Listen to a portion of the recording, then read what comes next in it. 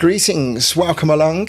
It is time for another of our interesting conversations. Inspire and be inspired. This is one of the Birmingham series. I'm watching my language, so I'm not going to actually pronounce it just at the beginning of the stream, but we will get there. Thanks for joining us on this bank holiday. As always, I invite people who are watching the video to leave comments about any topics that we discuss. If you've got any questions for my guests, or you want to draw reference to any of the clubs, the tracks, the scene that comes up in the conversation, then please do feel free. I'm going to bring my esteemed guest onto the screen today. It does say at the bottom, Hammond and Gifford, but we've only been preparing this conversation for the last 6 weeks, and Phil Gifford has disappeared. So Mr. Alex Hammond is with me. Cheers. Live on air. Cheers, my friend. Thank you for making the effort anyway. Thank you for asking me. We are going to attempt to dissect your history in Birmingham and the West Midlands. We're going to talk about your clubbing days. We're going to talk about how you rose up through the ranks with several residencies, and you are currently riding high with a great brand, Heritage, and a new brand which has just been launched, and we're going to find out all about that.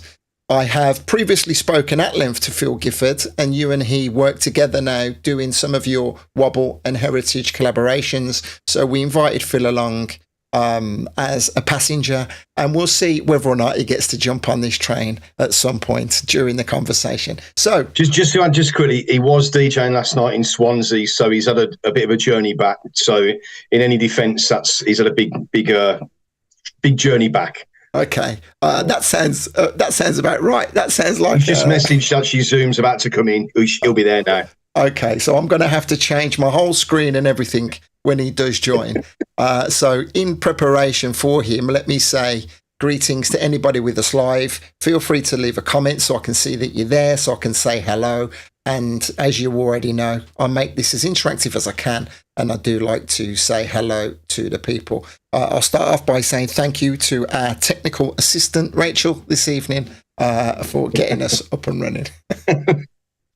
Okay then, bro. So let's wait for Phil to come before we fanny about. What have you been doing this weekend? Let's talk about that for 30 seconds while we're waiting. Working. Working, basically. Okay. Been a week. But what I did do yesterday, for Hockley Social Club under the banner Digbeth Dining Club, I had the honour of playing in I grew up in Shirley in Solihull, and I got asked to play a couple of hours in Shirley Park, which was fantastic. A lot of my mates came. The legend that's Ming took over afterwards. It was muddy, it was wet, but we had a right good laugh. Quite a few people came, so it was really good fun. So I love playing any music really, and it was great to sort of go and play some old funk, some old soul in a park where I used to hang around when I was about 13, 14. I'll let you have your imagination as to what happened then. I can't comment, but it was really good fun. We'll get to that. I'm not going to let you get off with it that easily. Let me say good evening to Big Man Boy. Big up, big up. Sarah Harris says, yes, me lion. Yes, me lion. And Steve Connolly says, go on, Alex. Bless him. Good. Old clubbing pals. Brilliant. Great. Mark Ballard also says good evening. Hello, Mark. Good mate. Still no sign of Gifford. So let me just catch up and update a few people on what's happening on my stream, because over the last few months I've been working hard to get more eyes on the channel, and because we've been having some really good guests and we've been covering some good topics, the people joining the channel have been growing and growing. The likes have been growing and growing, and now I've got some extra tools on my channel. You are allowed to react to the stream. You should be able to see some reactions in the chat. And I don't expect anybody to do it, but I also do now have the opportunity for people to send me super thanks, which basically means chuck a couple of quid in my direction. Please don't do that. I'm not asking you to. And there are also merchandise available on the store. So I'm just letting people know that, because I don't usually have the opportunity at the beginning of the stream to give that information out to people, because we want to get into the conversation. And now Gifford is here. Let's give him loads of grief. Hey. So I've just got to reformat my screen now to make sure that he fits in. You're both going to look a little bit smaller now. Or can I do this differently? Let's wait for him to join, first of all. Thank you for your patience, everybody, with us as well. It means a lot. Big man boy saying, where's Gifford? So he's not here. What a joker. What an absolute joker. What about if I go this way? That's going to be better, I think. There's going to be a little bit more. You can't see what I'm doing here, by the way, Alex, but I'm That's just right. trying to make the screen look a little bit bigger so the both of you have got more screen time. Hello. Mate, you're taking the living piss. Come on, talk to me. Technology, can you hear me? I hear you perfectly. How are you? Hello, 1 2 1 2.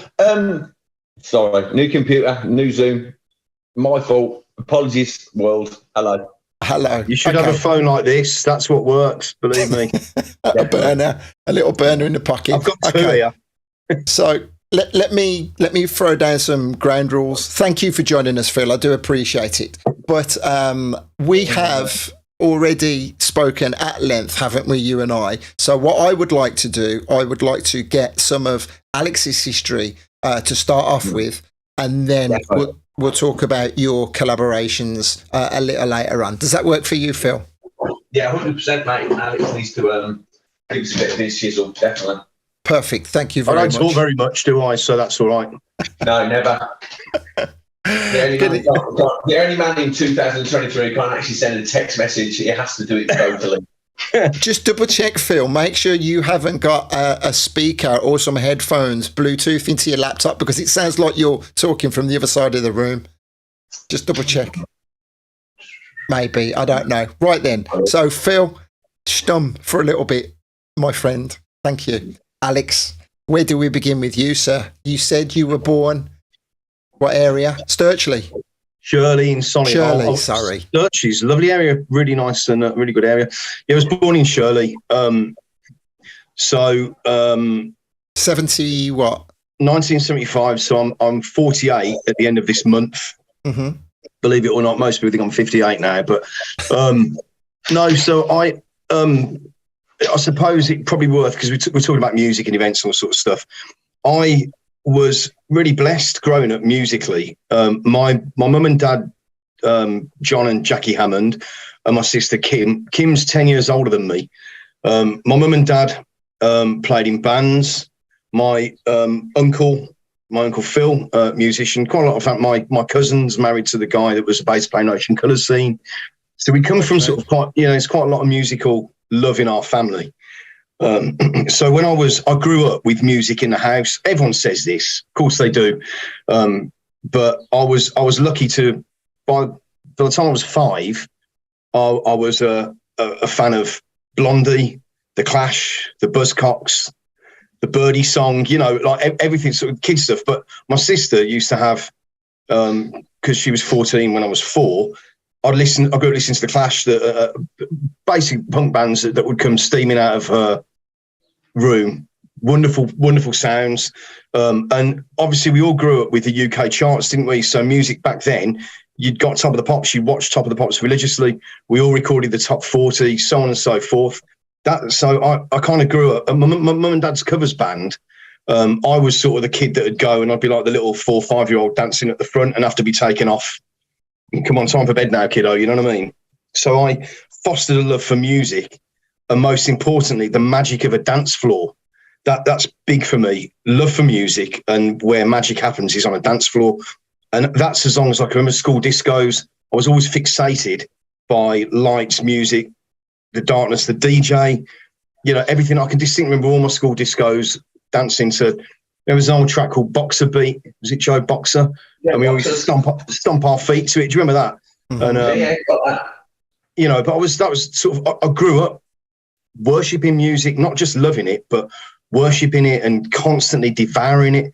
And because my sister was 10 years older than me, I wasn't an only child as such, because I wasn't an only child, but, Kim left when I was sort of like 8. So you sort of, went into music as a friend in the house, if that makes sense. So that's where I got a deep passion for music from my family and from the media at the time in the 70s and the 80s. I'm sure most of us have similar stories to tell that get into DJing or even producing or whatever it is. That's what fostered my young love for music.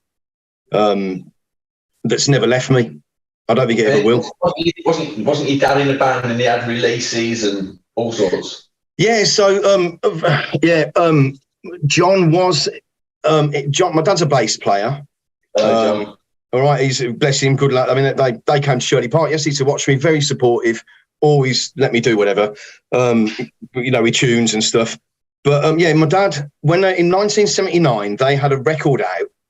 My dad, my uncle Phil, and another guy called Rob, who was the drummer. And like a lot of these cottage industry, punk bands and stuff, they weren't punk. The genre actually turned out to be something called Killed by Death. But the funny story, so they released this record in 1979. It was a little 7-inch, and they punted it around the shops in Birmingham. There's only 500 pressed. And then about 2012, nothing happened with it. They didn't really get anywhere with it. But 2012, my uncle put a video up on YouTube. It's by The Days, and it's called At the Seaside. And the band was called The Days. It was At the Seaside, and the other track was called I Just Want to Be a Star. And they pressed this record up, blah, blah, blah. Nothing happened. 2012, my Uncle Phil got contacted by this guy who'd seen this video on YouTube and said, have you got any copies of this record to sell? Didn't tell me about this. So my mum told me a couple of days later, oh, this guy's come up and he's bought 8 copies of this record off your dad. And I was like, hang on, what? Like, obviously, record collectors buying 8 copies, you think, wait a minute. So we looked at it. I looked on eBay. And the guy hadn't really said much about it. My old man bought him a couple of pints. And he said, I've got 80 quid and a couple of pints. I bought him a couple of pints. And I was like, hang on. I looked on eBay a couple of days later, and it said, I found this record listed for like 300 odd quid. And it said, this is one of the rarest genres, Killed by Death, unknown punk band from Birmingham. And I was like, what? We used to take the piss out of this record. Yeah. Anyway, it turned out the guy made the concept and said, hang on a minute, what are you doing? Anyway, the guy said, fair enough. It's incredibly rare, blah, blah, blah, blah, blah, blah, blah. And I'm going to get it on I think it's called Bored Teenagers. It's a unknown punk band series. There's about 10, 12, 14. They're on Spotify. Got them a gig in London, got them on the tracks on Amazon and everything. The record, if you look on Discogs, is still like 400 or 500 quid, something like that. So yeah, it's a cool story, isn't it? But that goes, I suppose it goes. How many of them have you got hanging around? None. None. You sold them all? There was a couple we found which was sold, but there weren't that many. But yeah, we put them in, but what I did buy was the book, because it referred, the eBay listing from this guy referred to a book. And the book was, I looked, it was like 100 quid. And I thought, well, if the book's 100 quid, this is collectors that have money that are, maybe 10 years older than me, so obviously passionate about punk music, like we might be, whatever music we're into.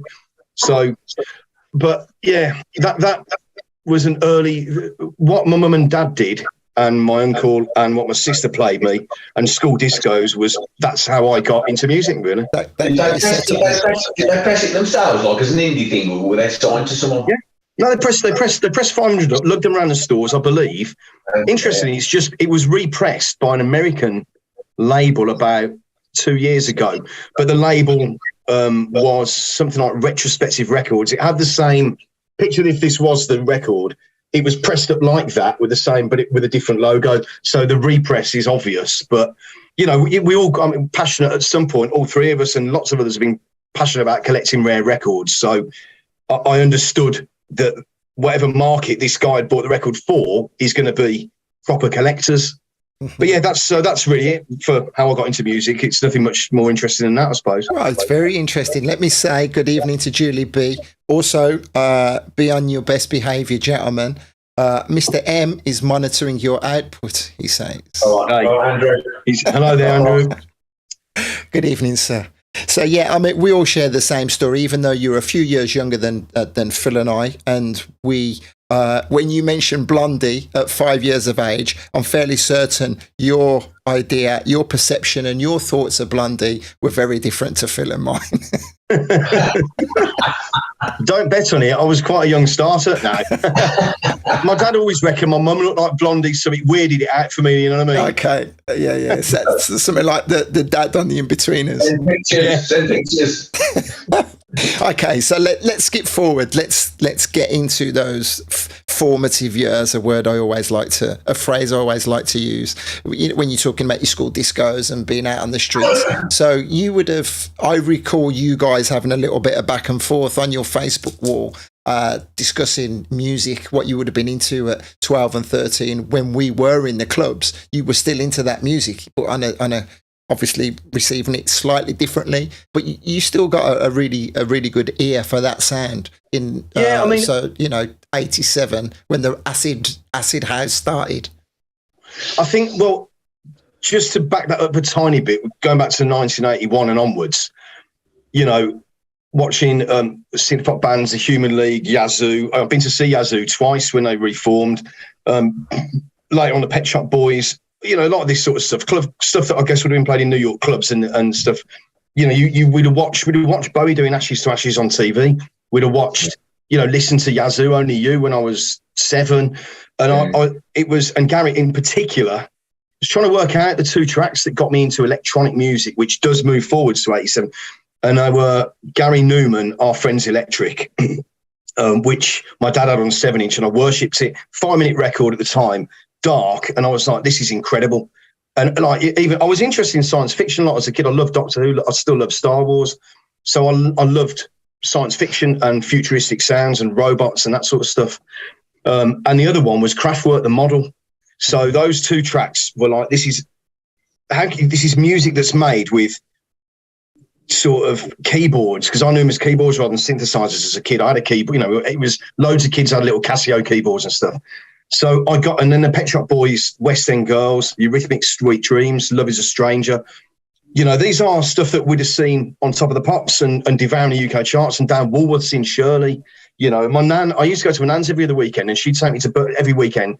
We'd go to Birmingham, and I'd come back with records. I remember Hazel O'Connor, Breaking Glass. And I got into electronic music. And Bowie as well, of course. Bowie, like Ashes to Ashes, was a huge favourite. I mean, it's interesting. Just quickly to add, so 2 friends of ours, Steve Bignell, Chris Bridge, do an event you'll know of, Desert Island Discs, and you pick your 8 favourite tracks. And I wrestled with Human League, Eurythmics, or Yazoo. In the end, I went with Eurythmics, but it could have been any. It could have been Things That Dreams Are Made Of, or Yazoo Situation. I loved Yazoo as a kid. Alison Moyet is still to me one of the most amazing singers ever. So I got into via the UK charts. That was how I devoured music, other than what I listened to with my sister. When my sister moved away in 83, so you remember like there was it was Top of the Pops and recording the top 40, and obviously it was popular music, so everyone knows it and everyone worships it. It was an incredible time if you think about it. What music was back then. Far less underground than now for a lot of stuff. And me and Phil, we talked about this the other day, Phil, didn't we? Phil said, like, what was, in fact, on our chat, what was the track that got you into house music? And I can't isolate. It's one of 2. It's either Steve Silk Hurley, Jackie Body, which, looking back, I looked into it. It was produced in 86, but came out in 87 when I was 12. And then you've got Cookie Crew, Rock the House. And it starts off with that, I'm going to tell you a little story about house music. House music? Yeah, you know house. Remember, and that always stuck. But back in those days in the charts, you got I don't know, Funky Worm, Hustle to the Music, Yaz, The Only Way Is Up. Everything was sort of like that sort of house music and that sort of beat and the energy. I remember going to my school discos, and you've got that sort of stuff.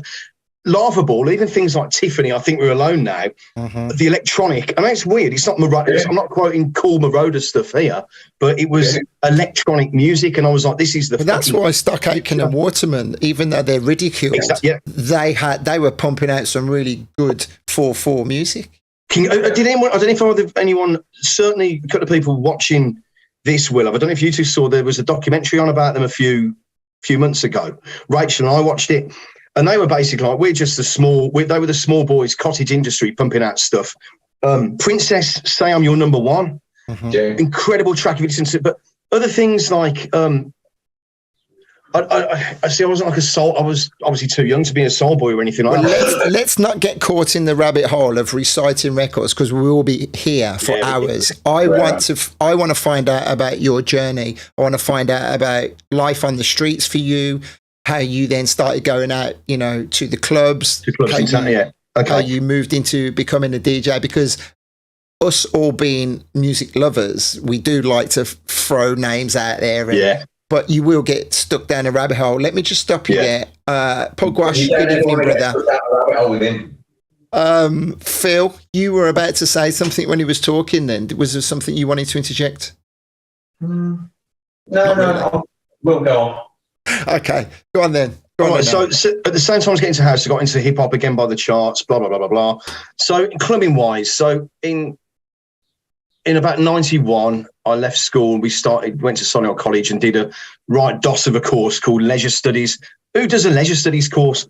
Anyway, it was around about 91 when, rave stuff broke into the charts, and I already liked electronic house music. I'd got massively into hip hop, via the charts, but then digging deeper from that. And so I got into into breakbeats in particular, an old funk that was sampled in those sort of tracks. So 1991, I went to college and we started going, so I nabbed a load of these NUS cards, right, from the student room, and you only had to stick on a picture, stick a photo on, and you just filled out where you were. You just went and showed them. It was fine. So we could get into anywhere. Like a whole box of props in there. I have, yeah. I've got a whole box of props down there. I have. I've got scissors and everything. But so we went to. We started going specifically to the Institute on a Thursday. The student nights there. Now upstairs was people like, they put on James Sit Down and you have 1,000 people sitting down. I was like, this isn't ready for me. But downstairs in a dance factory on those Thursdays, and I've said this quite a few times, was Tone DeVee. And he was a resident on a Thursday downstairs. And it was incredible. Quite a lot of... What year was that? 91. Oh. It was about 90. It was 91, September. We started going up to Digbeth, to the Institute, in September when I started college. So it was September 91. And he was like a resident on a Thursday. I think he was still working as a computer programmer, whatever it was then. But he was playing like stuff like R&S tracks, techno. The first place I heard Energy Flash was there. Hand in hand with that, a load of our mates would, used to buy all the old Eclipse mixtapes and stuff like that. So I'd religiously buy those and listen to them in the house and listen to mixing and work it out from that. And that's how I got into learning about DJing, from listening to those mixtapes and watching Tone DeVee specifically in that environment. And it was futuristic. The Dance Factory back then, it was, I think, House of God started. Don't think it got changed when House of God started a couple of years later. It was that industrial metal feel. Do you remember that? And it was very Hacienda-esque. Yeah. Mm-hmm. And it was incredible, life-changing. I never went to the Eclipse. I never went to Quadrant Park. I never went to the Hacienda. My sister went to the Hacienda. She went when it was indie night, so she'd tell me about it. And I was fascinated by it. And I always remember thinking, this is going to sound quite deep. I went to a Church of England school, although not overtly religious. So you would sit in a pew and listen to your vicar to give you stories or stuff like that. And I found it not unlike a church environment. I know that sounds proper bizarre, and I'm not from the back streets of Detroit. I said the same to my ex-girlfriend. She was like a churchgoer when we first met, and we'd like go, and it was quite a lively kind of church where people like dance in the aisles and and we'd go out on a Saturday night to some sort of rave, and the next morning somehow we'd go to church on a Sunday morning. People would be like turning around. I'm like, this is just like going out to a rave. She's like, Jesus, mate. Did you set on fire as soon as you walked through the church doors, Phil? Or Damien, they called him.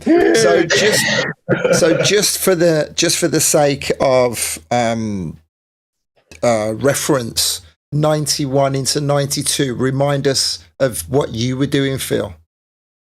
91, 92. I'd just got my first gigs at Notes Bar. What was Flex's Walk in Birmingham. Literally somewhere along the line, I think we spoke about last time, I'd decided to come and DJ. And although I had like a big record collection, most of it was 7 inches, and there was a lot of it from the 70s, like, I don't know, punk bands and mod stuff, two-tone ska and that kind of thing. But, you know, I had a fairly good record collection, which I thought, looking at people now who are record collectors, I don't know, like Calvin, Balearic Mike, and I don't know, Nick the Record, and those sort of people. I didn't have a record collection. I just, you know, I had some records. You just bought a few.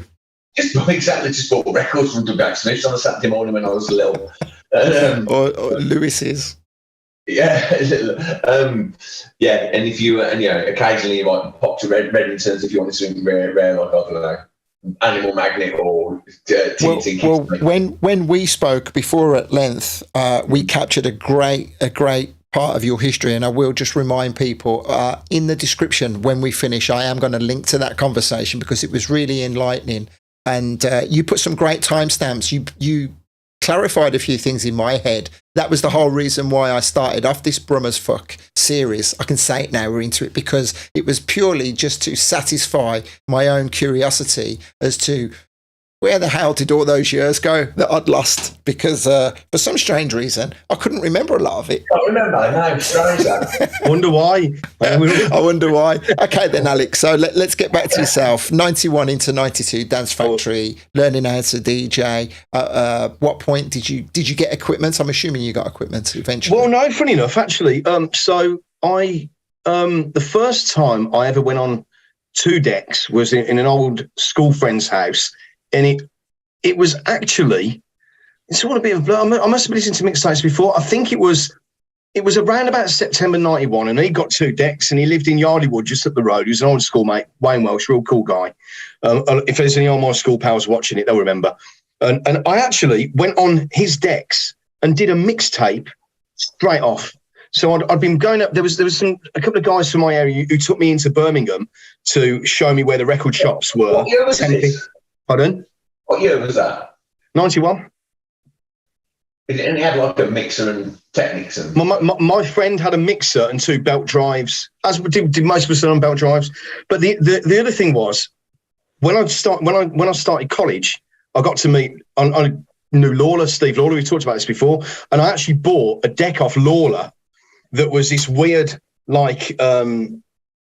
It was like a silver sort of thing with like walnut down, but it had the pitch control, but it was a jog wheel. It wasn't a fade, it was a jog wheel. And it was an old Pioneer thing. I'm sure it's worth dough now. I mean, I didn't get him to sign it or anything like that. But back then, obviously, Lord, just, you know, we were all from Solihull, you know what I mean? And what I did was, Steve Lawler in 1991 wasn't signing anything. The only thing he was signing on. Well, what I did was... Prior to doing this mix in my mate's garden, you still got it? You still got it? I have somewhere. I need to find it somewhere. Yeah, I need to find it. And I'd accumulated these rave tunes from, like, it wasn't H&B. There was a record shop in Solihull. I used to go to a night. You get some for £2. Might have nicked a few, you know, all that sort of stuff. So I got a little record collection of about 50. I know that the Prodigy Your Love was on it. So I mean, it's the months. It was all in 91, but the months are quite off. But what I had got was this sort of deck, and I'd got a really shitty amplifier that if I put the tape on it and I held a button, it's typical me, look at my technology, you know what I mean? When I held the button on this amplifier, I could get a tape and the record playing because it was the circuit was crap. So I figured if I put a record on, I remember Sons of a Loop to Loop Era Far Out. Do you remember that? Yeah. I remember mixing that over a tape. And I realised you move the jog and you move it on and forwards and stuff. And that's how I got to see how you could mix. It was no sexy setup. Let me say a couple of names here. Chris Kentish says, hello, Chris. Good day. Mark Bollard says Music Junction in Mel Square. That's the one, Music Junction. Mark's a couple of years younger than me. Fair play to him. That was it. Music Junction. Yeah. Sarah says Discovery Records. Discovery was good. Yeah, I mean. Everyone knows the history of all the shops, but specifically for me, it was they took me to Tempest and Don Christie's. Mm-hmm. I remember, before I forget, and I'm going to get back onto topic, let me just say very quickly, because strangely coincidentally, I was directed by my friend Pugwash only a couple of days ago to the documentary that Steve Lawler had done last year. because he said, "Oh, you're mentioned on this video." It's only my name on a Marcos flyer, and but it's a really good documentary actually, because it charts his rise and then his fall, and how he got quite egotistical, but he's mellowed out a lot now, so fair play to him. And I left a comment on his video to send him some praise, so got to give a lot of praise to that gentleman. I mean, last year I was DJing on the terrace at some pub in Solihull, and he came up and we had a really good chat. We've actually got, just to add this, Phil's one of the main members. We've got a class. I know. Can I hear his music playing in your background there, Phil? No, that's actually someone drilling outside my house. Oh, is that what it is? Oh, I thought it was one of your tapes. Yeah, I mean, I live in the countryside. Yeah. No, if it's one of my tapes, it's like a cricketer in a lighthouse. Go on now. Go on, mate. We've got this. When we started Heritage, I'll come on to this later, but we've got a Facebook group. We've got a Facebook group, and Steve's on it, and he interacts with us and stuff like that. It's all. But going back to 91, bought the deck off him. Also, we used to go and see. I remember going to see Lawler playing, in a flat in Sheldon. We'd go around and you went to parties and people would be on the decks, and I was always sitting there thinking, "Fucking hell, I wish that was me." Because I always, they're playing the music, the girls are looking at them, but they're playing the tunes. It wasn't for the girls, but you're like, that is a. I don't want to use the term cool because I've never DJed to be cool, but I admired it. I like cool as fuck. I get you. You aspired to be that person. I admired what they were doing, and it's now recognised that decks are musical instruments, isn't it? And they were. I mean, they were sort of making a continuous track from various pieces of music. So I always admired that musically, and religiously. The tapes that I listened to and bought were predominantly Sasha, like a lot of us were into, and his key mixing, his acapellas, and all that was what most people grew up into, didn't they? From 91, listening to him or seeing him or whatever, So like big influence on me. Not as much as like DJ Dick and those other Birmingham DJs, but big influence on me was Sasha. When he used to do, I think it was called Eden at Burberry's on Broad Street. It was Mark Party's night. He used to own Circo Bar, and I'd like to, for the first time in my life, I'd like stand at the front like some fanboy and just like watch and see what was doing. Didn't make any difference to my mixing. I was still shit, but like it was like amazing. Well, funny, Steve, you mentioned Steve Kennelly, and he texted me as well. So Steve was, he went to the Eclipse when Sasha did that famous tape with the track which you don't like, Phil, the KLF It's Screw Up North one, which is about 800 quid now. Terrible. but Steve Kennelly went, and he was actually, Lawler was there. Lawler would religiously watch Sasha. I can't say because I never went, and how Steve remembers, fuck only knows, because I've seen Steve at Wobble in some fun times. But so I think certainly a lot of us from Solihull. I know when you interviewed Phil and Pete, Andy, mentioned Sasha back then. So it was, that was that.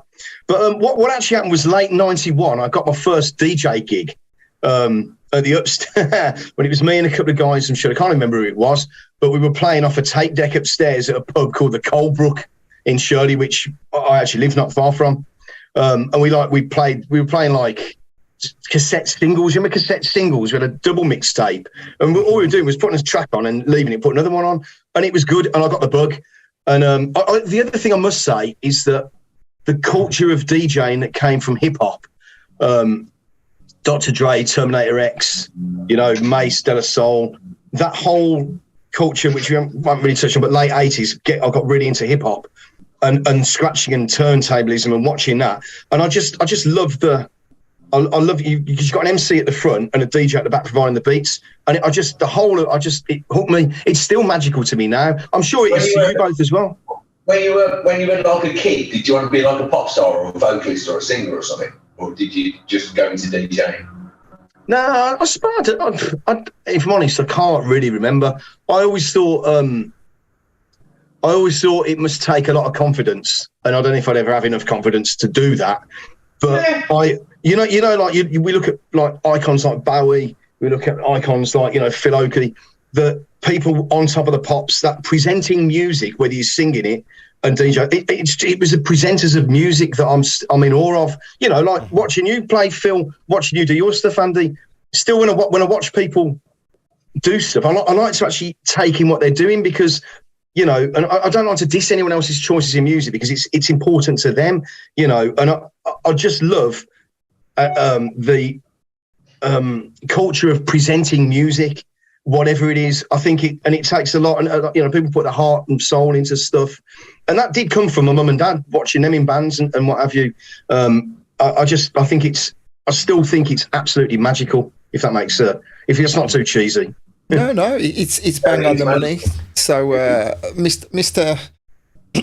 M, Andy Acid, as he's lovingly known on YouTube, says Sasha's 6-hour sets at Shelley's were legendary. Chris Kentish says Andy played No Way Back to me first in our little school common room. Magical moments. Brilliant. He first brought house to the slightly younger. You told me that story. Well, I was round to his and Helen's for dinner one day, and we were talking about No Way Back. And I didn't know his connection with you from school. And he said to me, "Oh yeah, the first time I heard No Way Back, Andy Ward brought it into school." And I'm like, "Fucking hell, brought it into school." I mean, we took music to school. I think I'm only a year older than you, Andy, but I think that's probably the difference between that 1 year of you taking No Way Back into that school and like just getting some, like, you know, normal middle class white kids onto fucking No Way Back is amazing, because I just missed that kind of electronic thing when I left school. To be honest, I thought I'd missed something in the conversation then when he's mentioning about Andy played No Way Back. I didn't even realise he was talking about me. Yeah. Sorry, I'm too busy focusing on these guys, Chris. You'll have to forgive me. But literally, you took No Way Back to school in a common room or something. Apparently, yeah. I was like, no way, that's amazing, and whacked No Way Back on the stereo, and then he says, and then he says he blew all our minds, and I won't. Well, it's there to be read on the chat. I won't put it live. What happened next? Okay, but this is a beautiful conversation, and it's flowing nicely, and we've got people engaged. So do continue, Alex. So yeah, what was the first gig around people's houses and what have you?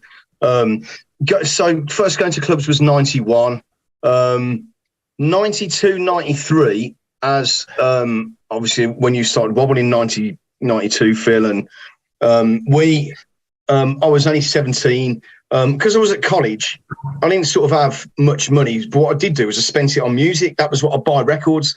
And I always thought, well, you know, you could go out to, I didn't have the money to go out clubbing properly as I wanted to, you know what I mean? Because you want to have nice garms and you want to go out and what have you. But I used to, so for a few years, I only dipped in and out of going out much. And the All Saints sale. In the All Saints, no, that was, yeah. That was a few years later. But what I did actually do was I worked. So a friend of mine, an old school friend of mine, Ian Sambrook, there was a clothes shop. Do you remember Eltex by the Rag Market? Not the Rag Market, by the Hummingbird. There was Eltex. There was a slightly. Baz used to work in there. Well, it was Direction. It was almost. It was actually Baz worked in Direction, and it was Baz I was going to mention. So you had Eltex, that was like Dave from Wolves, what have you, and then a couple of doors down was Direction where Baz worked, and Baz sold the mixtapes. Do you remember? I don't remember this. Was this in like down where McDonald's? No, by the Oasis, up Oasis on the top, market, opposite the pub. You know the pub on the. You come out of Oasis, you go down the ramp, and then yeah, opposite the Costermonger entrance to there. Yeah, I was trying to the Oasis market. That was it. So my sister had taken me to the Oasis market loads when I was younger. But anyway, I got working on a Saturday job through Ian. My mate Ian worked there all week, and he got me a Saturday job there. And we knew Baz from buying the tapes. So I worked there. Shout out to Ian. What's Ian doing now? Is he still around? Baz. Ian. Oh, Ian Sambrook. Ian now lives down in Torquay. He's with an old school friend, Adele. Remember Adele?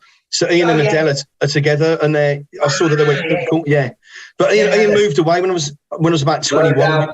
Yeah, we lost a bit of contact because Ian moved away when he was 21. But top bloke, and so we worked in Direction. He worked in the week. I worked on Saturdays. So Baz had always had the mixtapes on. So I'd be standing around like that, like just in my own world. listening to the tunes. You know what I mean? Listen to the tunes. So this is new to me because I never knew you worked in fashion. Oh, there's a lot of things you don't know about me. You can have me on that one at a later date, but yeah. I will definitely. Sonetti. They used to sell Sonetti stuff in there. Do you remember that? Yeah. Anyway, I worked there for about a year or so, but listening to, because Baz quite rightly sold the tape, listened to all the tapes that Baz sold. I saw Baz when I was DJing the Arcadium for years, and last time I saw him must have been about 7 years ago. Can I get in here now? The tapes, because I was never a tape man. I never used to buy tapes, but I know it was like a massive thing in like the depot, like Jim and that, they made a king out of it and stuff. But were they the first people that were selling mixtapes from like raves and stuff then? This place in Birmingham? Because I wasn't a tape person.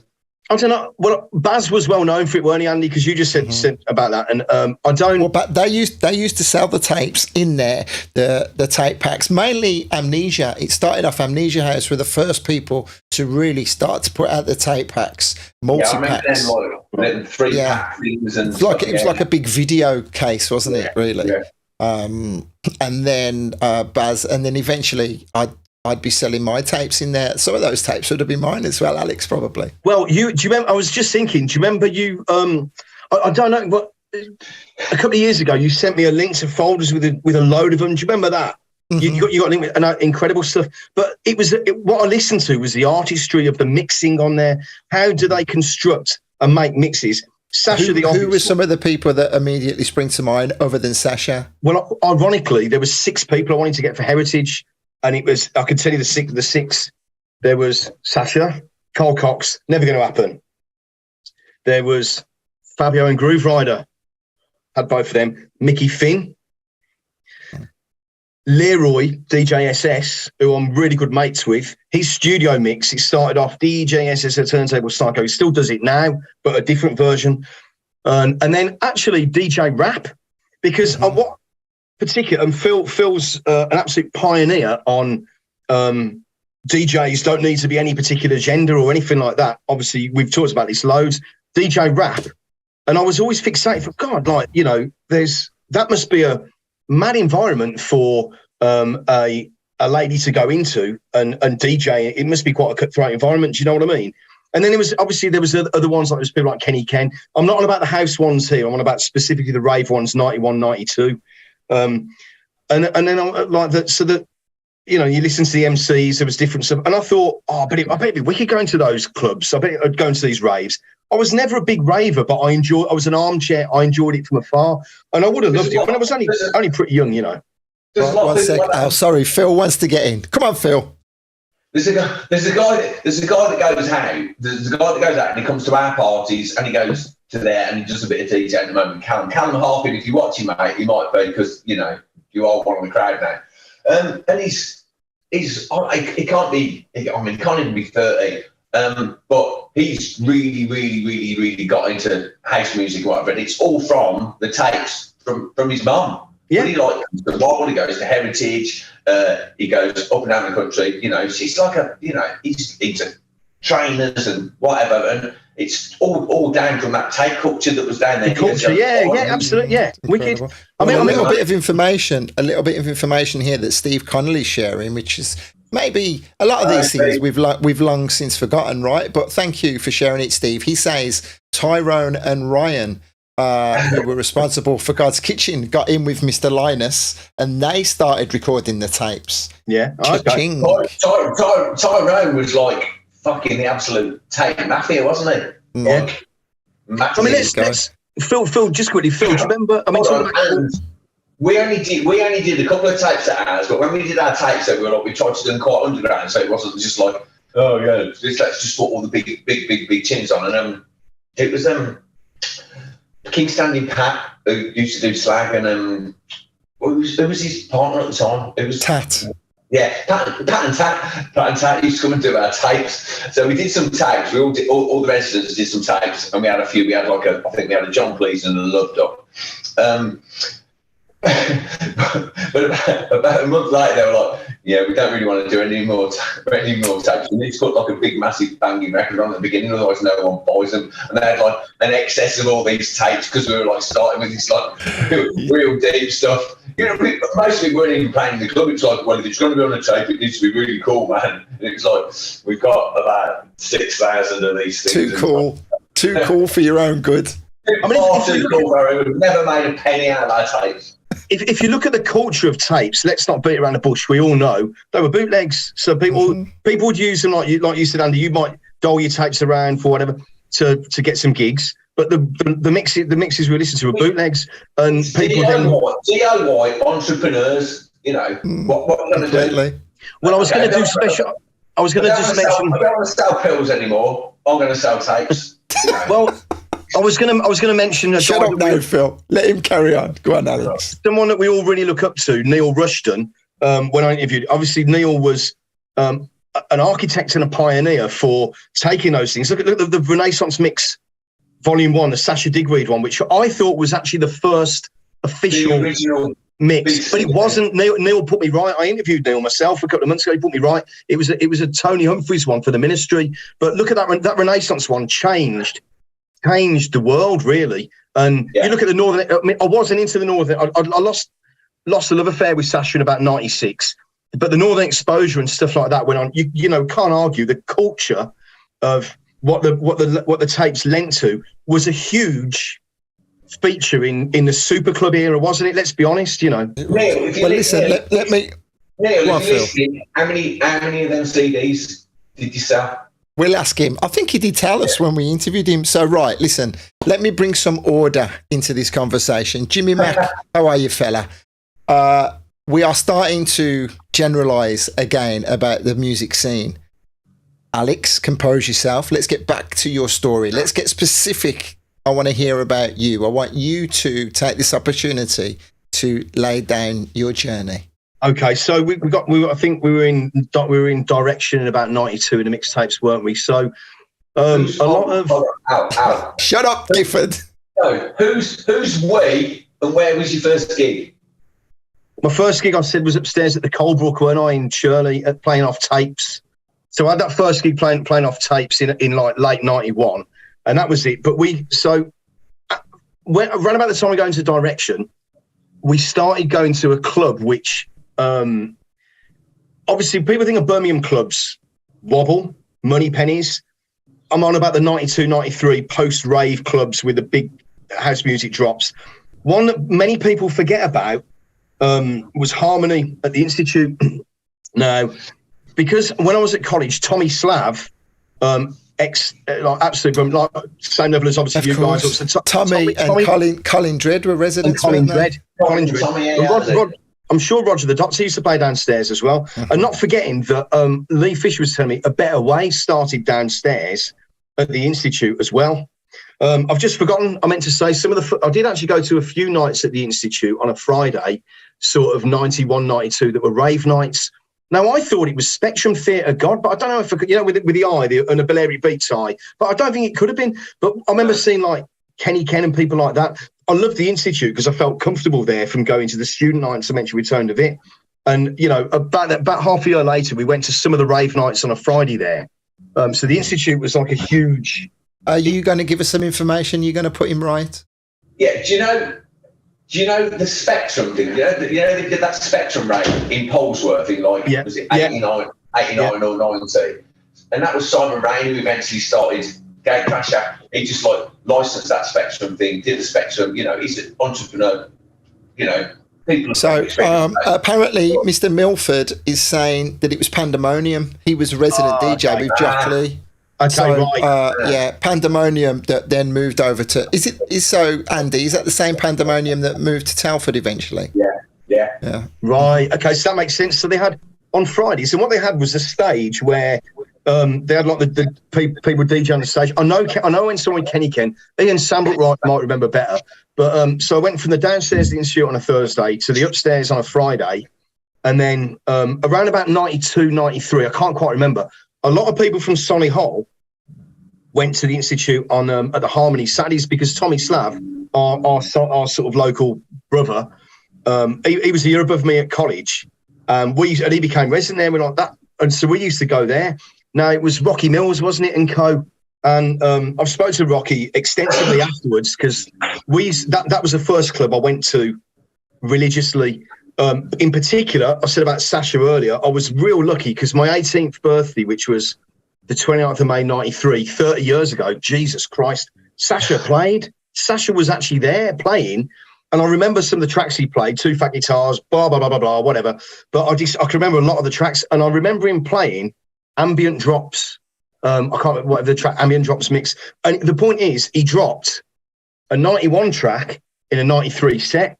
And I remember thinking, because at the time, people were like, you can't play old stuff with new stuff. It don't work. And I was like, fucking hell. Now, that was an epiphany. I remember I just sat next to the deck, smoked weed and watched him, like literally, fucking hell, this is incredible. And I remember distinctly that point was like, Alex, you don't have to be afraid to love older tunes. It isn't uncool. That was a moment. Now, that is actually a seed of something we're here to talk about, heritage and stuff like that. But that moment, I remember Ambient Drops, and he played, and I was like, oh my God. Oh, he's singing it. Look, I'm going back to 18-year-old Alex. I don't even know what it is, so sing it to us. No, I've just gone back to a moment in my head watching it. It's still wild. It still amazes me, really. I'll tell you what, we have got the encyclopedic knowledge here. Andy says, "Collapse, my love, Ambient Drops mix." That's the one. That's exactly it. But show off. And if it's Andy, he's got it in alphabetical, chronological, BPM order in sleeves in the special case. But you need it digital now, don't you? That's the thing you were saying. Definitely need it. So that was it, Rich. So going to the incident, and what was good, I like that about 92, 93, the music. Phil and I have talked about it, DOP, Here I Go, tracks that were harking back to rave drops for the club crowd, you know what I mean? And if I've never been a huge fan of sort of spending 2 nights at a festival or anything like that. I like clubs, specifically clubs. I've grown to like fields and festivals and stuff like that. I went to the second Creamfields, I think it was. Might have been the one you played at, Phil. But I played the first one, thanks. The first one, okay. But anyway, that was that. And then the next thing that happened was an really old school pal of mine who was a few years younger, who lived down the road from Ian Sandbrook, my mate who I worked at Direction with, was a young lad called Andy Baxter. Now, he's about 4, and there was also another guy called Steve Wright. Hello, Steve, who used to give us mixtapes as well, who lived just around the corner. Steve Kennelly knows him. So there was this little culture of people in Shirley and wider Solihull that would go to the Institute, do whatever. Andy was a little bit young, but Andy used to come round Ian's and we'd have a bit of a mix, and, back then, what everyone did, a bit of a spliff and the rest of it. Listen to the tunes, break them down. Could you mix in 91, 92? Could you put records together? Yeah, the first mixtape I did, I actually beat matched. I could beat match. I couldn't mix because obviously mixing is different but I could match the beats. And so that was the first part of it. Yeah. And did you? Sorry, Amber. Did you ask someone how to show you how to do it, or did you just know how to do it? No, that's what I said earlier. That was just that Lawler's deck with a jog wheel, with a shitty amplifier, with a tape playing, mixing the beats of Sons of a Loop de Loop era. That was and then I realised that's how you mix beats together. And have you been listening? Have you been listening to a word he said? I did. He never does. It's all right. So let me say, loving this so much. Love to Alex and Uncle Phil, Simon Showell. Hello, Simon. Good lad, Simon. Hello. Top lad. He texted me earlier. So in terms of gigs, so yeah, I think what happened then, going out to clubs, it all started in 93, going to Wobble, going to Marco's afterwards, going to Money Pennies. I didn't go out every week religiously. I used to go to the Institute mostly. Went to Wobble. Sorry, I can hear some. Is that some noise in the background? Can you hear that? No, I think Phil might have turned his computer up. Maybe. Are you drilling again, Phil? Back. No, I'm really sorry. Someone's mowing their fucking lawn over the road. Sorry, Amber. No worries. Can you maybe mute yourself just until you want to talk?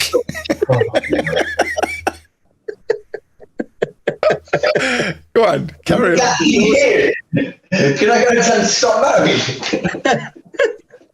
Drilling and mowing. Stop mowing! Stop mowing. I bet you've heard that before. Stop drilling. Oh, this is turning into a proper farce, but it's all good fun. Bank holiday. What else would you be doing on a bank holiday Monday? I'm on my second glass time already. Good. Well, we're getting the history out. Come on, we're 60 minutes in. Let's crack on. So we're in 94, aren't we? Fucking hell. 1994. So, yeah, I used to go to different clubs, predominantly the Institute. Sometimes came to Wobble, to be fair, if I could get in. Sometimes. I think I went to Money Pennies a few years later, but do you remember, obviously, the particular memorable one was Cream at the at Coast to Coast. You might have been playing, Andy, actually. 93, 94, it was. Barney's Cream. Barney's Cream or something else called Cream? At Coast to Coast. Barney's Cream. I'll tell you what, 93 it was. It was definitely 93. Must have been. What day of the week? I remember Judy Cheeks Reach. Sorry, I remember a lot of stuff by music. Which was 93. It would have been. He only ever did Cream on a Saturday. No, it was a Saturday. Weekly, then warehouse parties, but I don't remember Cream being at Coast to Coast. Definitely not. Well, it was something else then, but we went to Coast to Coast, and I'm sure you were playing, Andy, and it was a Saturday in 93, and it was about the summer, because I remember Judy Cheeks. I remember we'd gone somewhere before. Definitely it was 93 in Coast to Coast, and you were playing.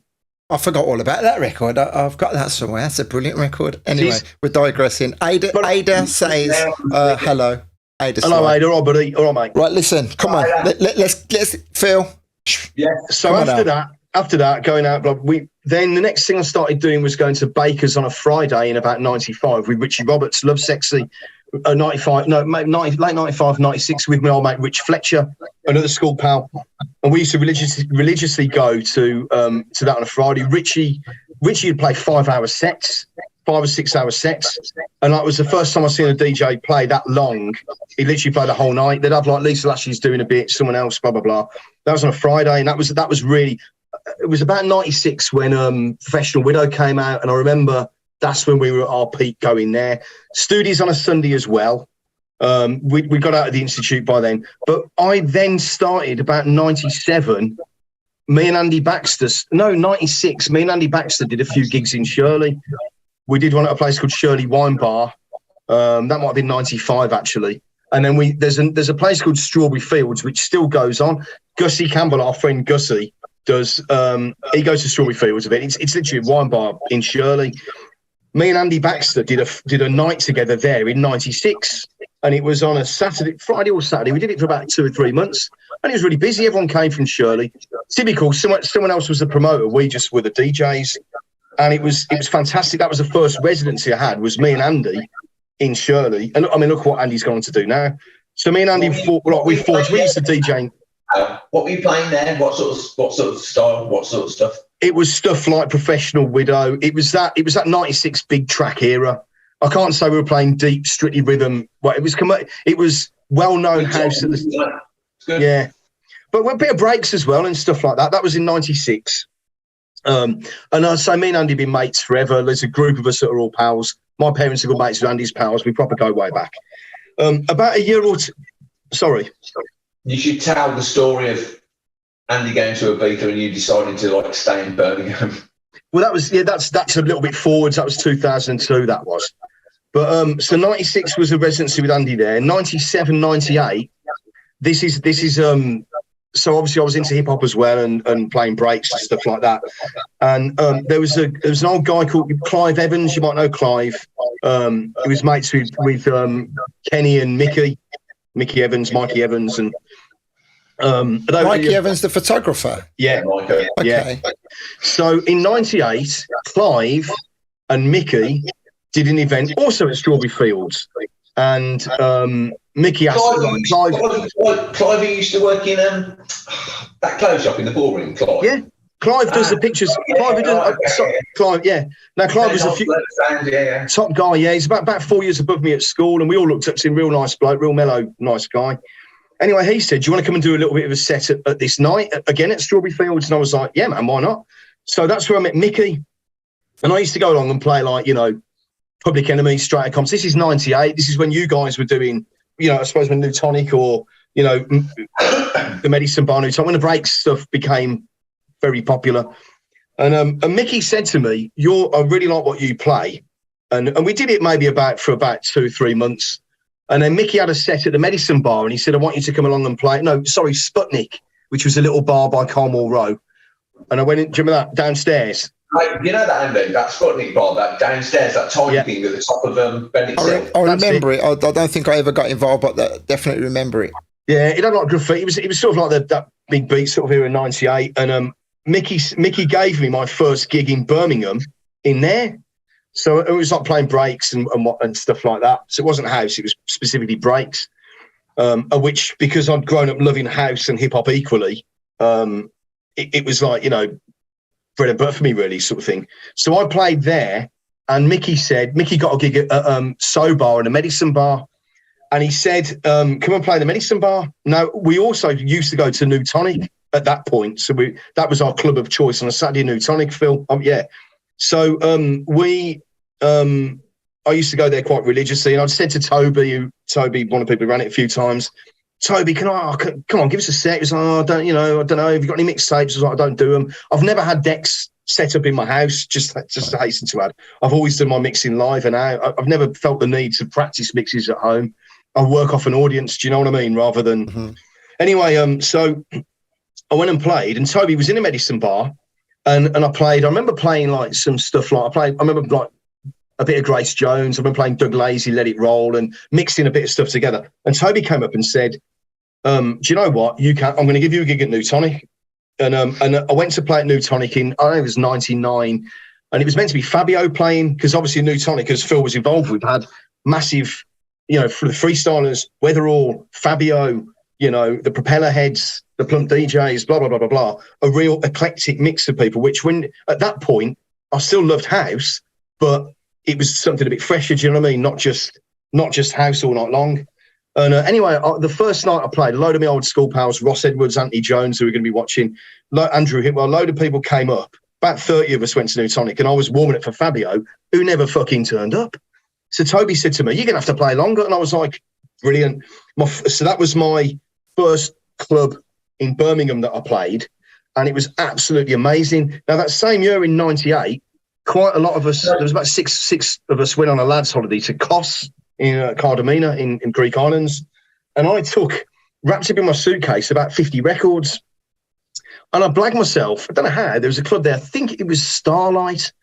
And we used to go there every night. And I got talking to the DJ, and I said, I bought some tunes. He said, do you want to come and play? And I was like, really? And it was 98, because he was dropping things like It's a London Thing and some, like, he was dropping UK Garage. And I got some UK Garage, some house, blah, blah, blah. And I played, and basically I managed to get us free entry for the holiday. They asked me to stay out there and play, but I just got a permanent job working in the gas, and I was like, oh, my dreams come true, DJing abroad, but I've just got a permanent job. And risk-averse Alex decided the best thing to do was to keep in the job, which thankfully I did. But that year, I was like, do you know what? I like DJing and specifically sharing music to people and the magic of a dance floor. I'd like to do a bit more of this. I don't know how, because obviously everyone wanted to be a DJ back then, didn't they? You know what I mean? So this holiday, all these different things, playing with getting to play at New Tonic, and it all went quite well. And then in the year 2000, Andy and I still view Andy Baxter as my DJ partner. He comes back and does a set with me at Heritage, love him to bits. We a lot of the stuff. I had 16-year residency Arcadian, for which Andy got us the door open. Do you know what I mean? So in the year 2000, Andy got playing.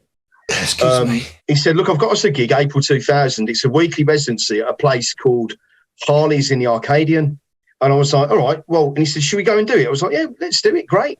There was another mate of ours, Dave Capon, who did it. And that's, Phil, where we met Ryan Futrell.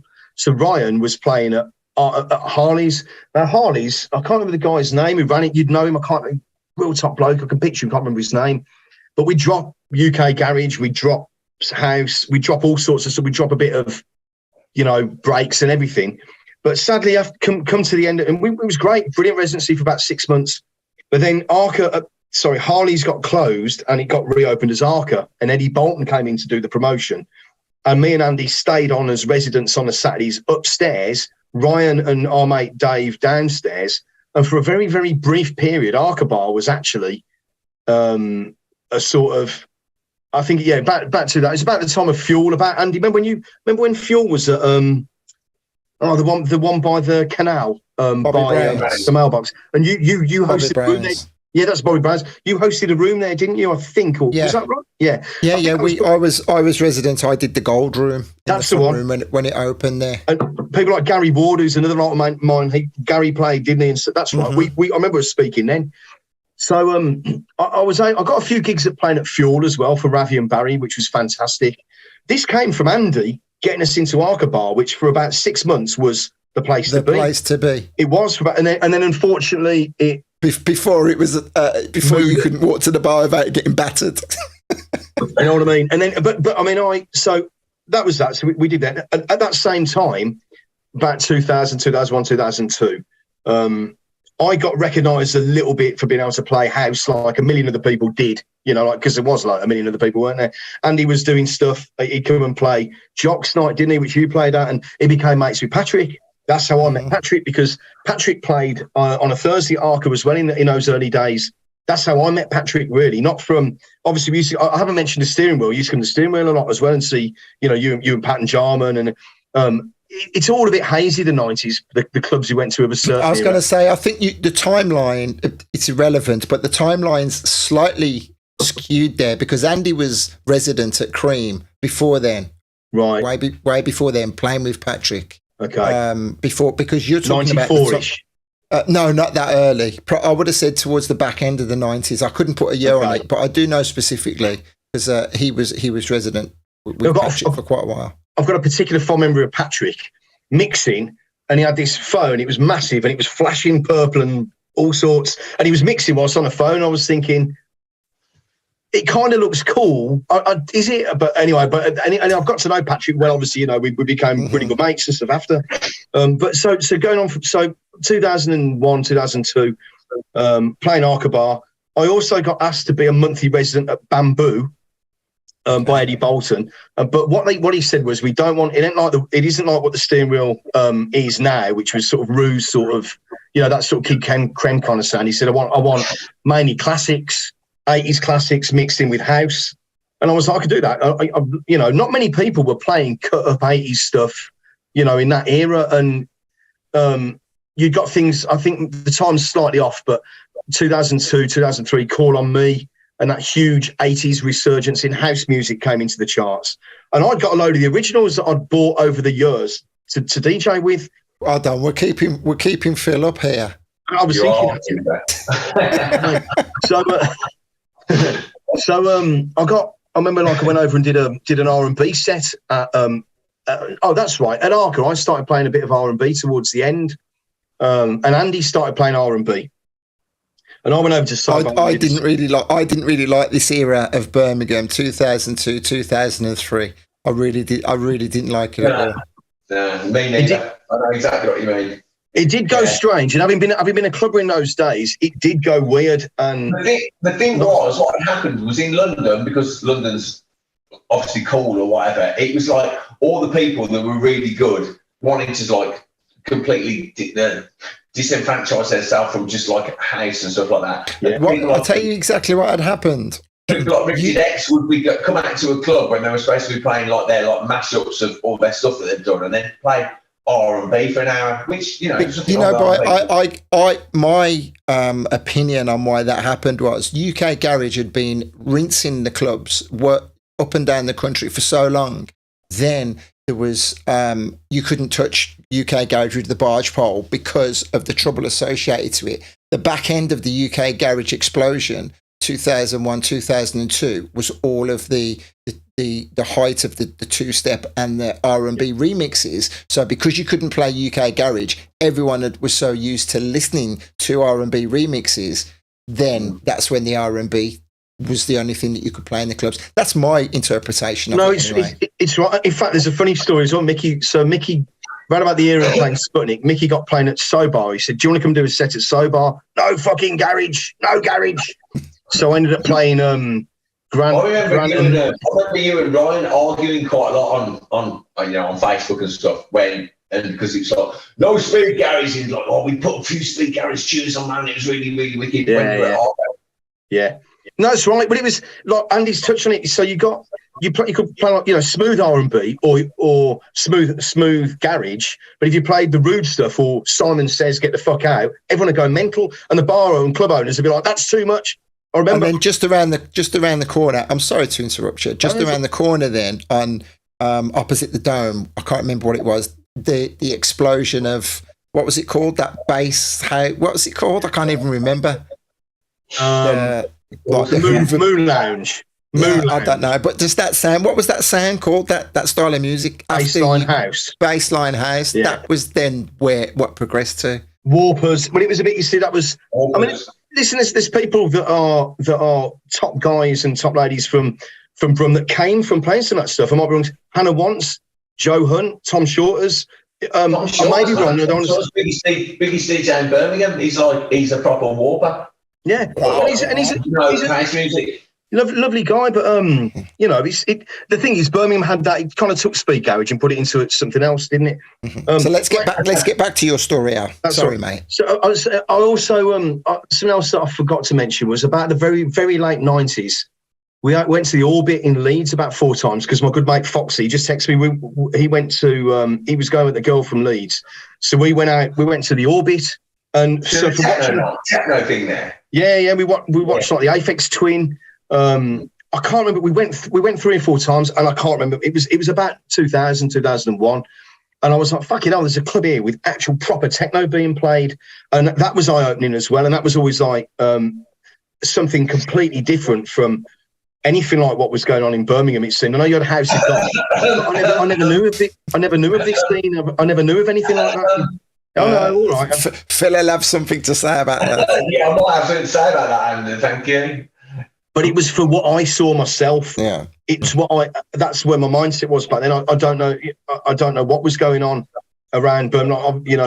Around in these. So let's get back to 2003, 4, 5. Yeah. So we don't need to do this year by year. By the way, I know you've probably got a list there every year and every month. To stay focused. Well, Andy went out to 2002. Went out to Ibiza. I stayed playing at Arca Bar. Stayed at Arca Bar for 15, 16 years. Believe it or not, it paid for a mortgage on a house. I did Bamboo for about 7 years. I booked DJs for other places. The guys that are involved in Heritage, like there's Chris. Chris has played with me for 20 odd years or so, backing up gigs. Andy, a good 10 or 11. Will, 11 or so. Got to when I was sort of getting to my late 30s, about 10 years ago, I was getting a bit jaded with it all and thinking, this is just fucking shit now. I'm getting a bit old for it, do you know what I mean? And I was like, I still love buying music and voraciously devouring music and presenting it to people, but I was like, I think the scene's changed a bit too much. And a key for Heritage, so I was still DJing. I mean, places in Stratford, blah blah blah blah blah. Nothing of any significance, but I had a 40th birthday party at our house about 8 years ago, and we bought like a pretty big house that needed a lot of work doing on it. And what I did was invited. There was about 50 of my close friends. We had a free bar set up. The house was a bit knackered, so I was like, "Look, we'll have a 40th birthday party. The house can be wrecked. We're going to redecorate it anyway." And I put a load of old rave flyers up, and we had like a whole big daytime thing into the evening. And I started digging out old music and thought, I want to, because there was going to be a DJ the whole time, and I want to listen to stuff like That's the Way Love Is, George Michael, Let's Groove, whatever house music that I loved. That I didn't really get to play out, and I certainly didn't get to play in the 90s when you guys were starting on your own journeys as well. I wasn't really about 93 to 97. I wasn't playing that sort of stuff out, and I love Strictly Rhythm. I love all the sort of stuff that both you guys have done. I love it all. Do you know what I mean? And I was like, also noticing that over the years, when I dropped an older track, ones that people might know, or mixing some Nicki Minaj a cappella over an old Thomas Bang Altair track, it would work. And, the David Guetta era of stuff where he'd put stuff, like terrible musically, but at least the kids were into some form of fairly shitty house music, but you could mix in. See, I used to do 8 hours at the Arcadian, so I used to be able to play 2 hours of stuff like Miggy on Migs or whatever, like deep stuff, really good, cool stuff at the time. And I distinctly remember MK coming back out. There was that Storm Queen track, See Right Through, and MK had been brought back out by Lee Foss and Jamie Jones. And I was like, do you know? And I was starting to know. So I've got a cousin Joshua down in Weymouth, and he was saying, "Bro, do you know this Joey Negro now called Dave Lee track? Do you know this?" And I was like, "Do you know what? The kids are getting into quality house here. Mayor Jane Coles." And I was like, So there is actually a resurgence of an old sounding house feel. Do you know what I mean? And obviously MK coming out was the biggest one. Burning got re-released, Always got re-released. And I was like, do you know what? There's so did this party as well at my house, played loads of old stuff, and a load of my mates were like, listen, you need to do something like that. And specifically, a really good mate of mine, William Letterese, really good mate, he was like, look, you can do this. Oh, wow. Yeah, top bloke. And Will said, you can, about 10 years, we've been mates for many years. And he was like, you know what, I could do something like this. And he said, have you thought about the Hare and Hounds? And I was like, where's that? And he said, Kings Heath. Now, about 96, I used to work on a high street at Kings Heath. Do you remember the old MEB shops? I used to work in the MEB shop in Kings Heath. Where you get your electric tokens. That's the one, yeah, that's it. So before I started working a career in the gas industry, that's where, that was the last full-time job I had. And I mean, it was like people would come in and nick them. Remember the little micro stereos? People would come in and nick them in a big coat. Sorry about that. Yeah. It was like bloody. A lot of my family's from Kings Heath.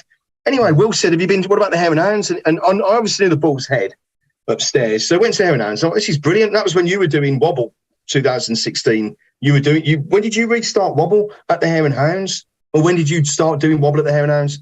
About 2015-ish? Do you know what? I haven't got a clue. We started doing the first re-wobbles. We did one in 2008 that Rue persuaded us to do at Liberties. Yeah, I remember that, yeah. For a few years. And then, but I think it's 10 years ago, about now, we did the 21st birthday Spotlight and Mama Rue with Justin Robertson and Ultimate Disco, like 10 years ago this week, I think. Wow. But at the Hare and Hounds, it must have been, you certainly were doing Wobble before I started Heritage, that's for sure. I was doing Wobble at Hare and Hounds before you were doing Heritage. Yeah, that's right, yeah. And Steve Kelly, another night, top bloke. That's exactly what he just said. Steve was doing one. But there was like a few. Is this flowing nicely, Andy? Is this one of these? Great, it's fantastic. Listen, when you've known Alex as long as I do, you kind of zone out a little bit sometimes. I was just about to say the exact same thing to Alex about you. Carry on now. So we started. So Will convinced us to start Heritage, and he said we should start a classics night, not unlike what you did at your birthday. I was like, okay. So coupled with me getting a bit jaded of all the working, DJing in slightly unappreciative places, let's say. And I was like, do you know what? That could work. Anyway, blah, blah, blah, blah, blah. We looked into it. Graham Park was our first guest. And I actually met Graham. You can imagine what I was like. Graham, like fanboy. Just imagine. Fanboy, mate. Fucking hell. Poor old Graham. So we went to my best mate, Spencer, my oldest known mate, joint best mate, at a wedding 2011 and met Graham there because Spencer's wife's best mates with Graham's wife. And so I sort of knew him from there. And when I started there, I just thought, well, Graham Park is brilliant because he covers a lot of ground, you know what I mean? He covers the Hacienda era, 94, brand new heavies, so on and so forth. Anyway, so booked Graham Park, messaged him, all right, Graham, met you at a wedding, blah, blah, blah, thinking he'd say, oh, it's you, fucking no chance. But no, he was like, no, you're all right, brilliant. And so we started Heritage with Graham Park nights. And that was March 2016, and it was brilliant. We didn't quite sell out, but we sold most out. And I was like, right, this is something we can do from here. Now, just to add this in, at that point, these sort of classics, specifically classics dance nights, there weren't that many of them at all. There's the ongoing Retro by Paul Taylor. Clockwork Orange obviously had gone on, which was never too proud to play old stuff, but also played new stuff. You'd had, I never went to it, but you had Legends of House, was it? What? Heroes of House. Yeah. You had Heroes of House, and I'd never been to it, but people had said to me that had stopped. And I was like, do you know what? I know enough people in Solihull that used to come to these places, and we took a bit of influence from everything. I like a small dark room with a vibe, not unlike the Steering Wheel, strictly rhythm dubs, or like what Phil had at Wobble upstairs and downstairs, Money Pennies, all of it. The whole thing was, do you know what? There isn't really that many places for people that are in their 40s that still want a club to go. And I was like, I don't want to give this up, you know what I mean? And that's how it started. That's exactly how Heritage started. And you had, even though you did well with the Graham Park, it was then a hard slog to continue the momentum and to think how it was going to be, because it wasn't always like there were peaks and troughs, right? That's right. Well, when I was there, I was always like, you know what, I can afford to lose a bit of money. Let's see how it goes. But I wanted to book DJs that I admired. You know, like Andy, I asked you early days, Phil, and I hooked up early days. Our second guest was Grant Nelson. And the whole idea was that I wanted to have people that I love. It's quite selfish, people that I love. And I wanted to see DJ, and I wanted to DJ next to. And I was willing, if I lost a couple of £100 from promoting, we all know promoting's a hard slog. You two are far higher level promoters with a lot more experience than I've got. So we all know how the game is. But I was like, do you know what? I want to start playing stuff myself, presented it with DJs that I know, with friends that are going to be there, because it's all about the magic of the dance floor. Do you know what I mean? And I also didn't want to forget old music that was fantastic, that, you know, it's now become, I hate the word cool, but do you know what I mean? To dig out unknown old tracks and play them. Well, I don't know how it got to the point where playing old music again was seen as being cool, because for so long in Birmingham it was, and Phil will definitely agree with me on this, club classics, you'd look down your nose, or people would look down the nose and say, and you mentioned Alice in Limerick. I mean, you couldn't have a bigger record that people would roll their eyes and say, bloody hell, who's playing this again? You know, but a brilliant tune. So would you say you are clearly very successful now? Would you say you set out to be a club classics night, or didn't you want to tie that name to the brand? Yes, specifically it was club classics. So how did you, sorry to interrupt you, how did you and Phil come together? Because Phil Gifford is the last person, even though the resurgence and the rejuvenation of the Wobble brand, Wobble is the last place I'd associate with a Club Classics event. Specifically, I know why, specifically. And Phil said when he was interviewed, it was because we booked DJ Falcon as our third guest, but it was actually Alan Brax, but figure they're the same. Now, Phil had booked Falcon back in the day. We booked because William, who convinced me to start Heritage, we're huge French house fans. I mean, they're quite passionate, the French house fans. Do you know what I mean? They'll go over to the Rex Club to see someone play. Will went down to see Brax play somewhere in London. He was like, we need to get Alan Brax. And I was like, fucking hell. I know the history. I know Intro. I know he made Stardust with Bang Altair and Daft Punk, blah, blah, blah. But I was like, this is going to be a hard sell. But I remember specifically putting up about Alan Brax, and Phil messaged going, well, Gel, that's a great booking. Now, Phil's already talked in his show about how someone at his shop mentioned Heritage and Graham Park, and then we had Grant Nelson. Now, you think about it, Graham Park, Grant Nelson, Alan Brax, that's not like a standard load of bookings. It's because... That's my kind of lineup, that is. That's what you want in your disco. Definitely. Which is, do you know what? Not Jeremy Healy. I won't pull any more names because that would be unfair. Well, I've got nothing against any of those. Phil is, look up to Phil. Phil's given me a lot of advice and inspiration. Normally, when he's not talking, by looking at but you look at the lineups that Phil had back in the day. You talked about classics. Moneypenny's had a classics night once a month. Phil, what was your classics night once a month called? Regressive. Yeah. So there is take on regressive, blah blah. Regressive. That's it. But Phil would book Jeremy Healy with Derek Carter with Weatherall upstairs. Now that to me was like, do you know what? We haven't got that now. And it was specifically because Phil did it at Wobble that I then thought, okay, we've done these, like you said, my type of disco. And I was like, I like breakbeats. I used to play breakbeats. I grew up with hip hop as well as house. I listened to these mixtapes in direction. I want to start booking DJs as well that are breakbeats that I love. Now, Matt Cantor of the Freestylers, Phil will echo, simply one of the best DJs you ever heard for that party sort of stuff. Absolutely incredible. Great DJ. Top bloke. And me and one of my best mates, Declan, well, it was really, as you know, me nosing, oh, you're brilliant, mate, behind the decks. We got mates with Matt Cantor 20 years ago, so did Steve Kennelly. Me, Deck and Steve Kennelly used to go out to the breaks nights. And anyway, the fourth guest was Matt Cantor. And I started this slightly shit-named event called Heritage Breaks. Funny story, my mate at work, Jamie, I'd got these business cards printed up and he got like Heritage Breaks on. And his missus said, oh, I'm well up for that. And he was like, this is sort of naughty breakbeats. What? Are you, really? And she went, yeah, I love going to stately homes and places like that. I'd love to go to one. He was like, no, it's a breakbeat night, not a fucking holiday going out to, you know, trust places, Bab. Anyway, amazing. So then I thought, you know, Heritage Breaks, bloody hell. Anyway, so that was the fourth event. The Prince's Trust. The Prince's Trust Weekender. You can send them over to Andy in Spain if they want to house play. You know, Saga. What do we call it? Saga raving, Phil. Saga raves. Saga raves. We'll be doing cruises next. You know, that's it. So cruising or cruises. I don't know. Yeah. All of the above. All of the above. If you can start a cruise when you're 50, we're all legible, so you know. Exactly, man. We'll be on there next week. You'll be free bus passes soon. You'll be able to get the bus there. Come on, get back to the story. Blah, blah, blah, blah, blah. So then we had, and then I was like, you know what? I was like, I need to bring in some other people as well. So we had Matt Cantor, was brilliant.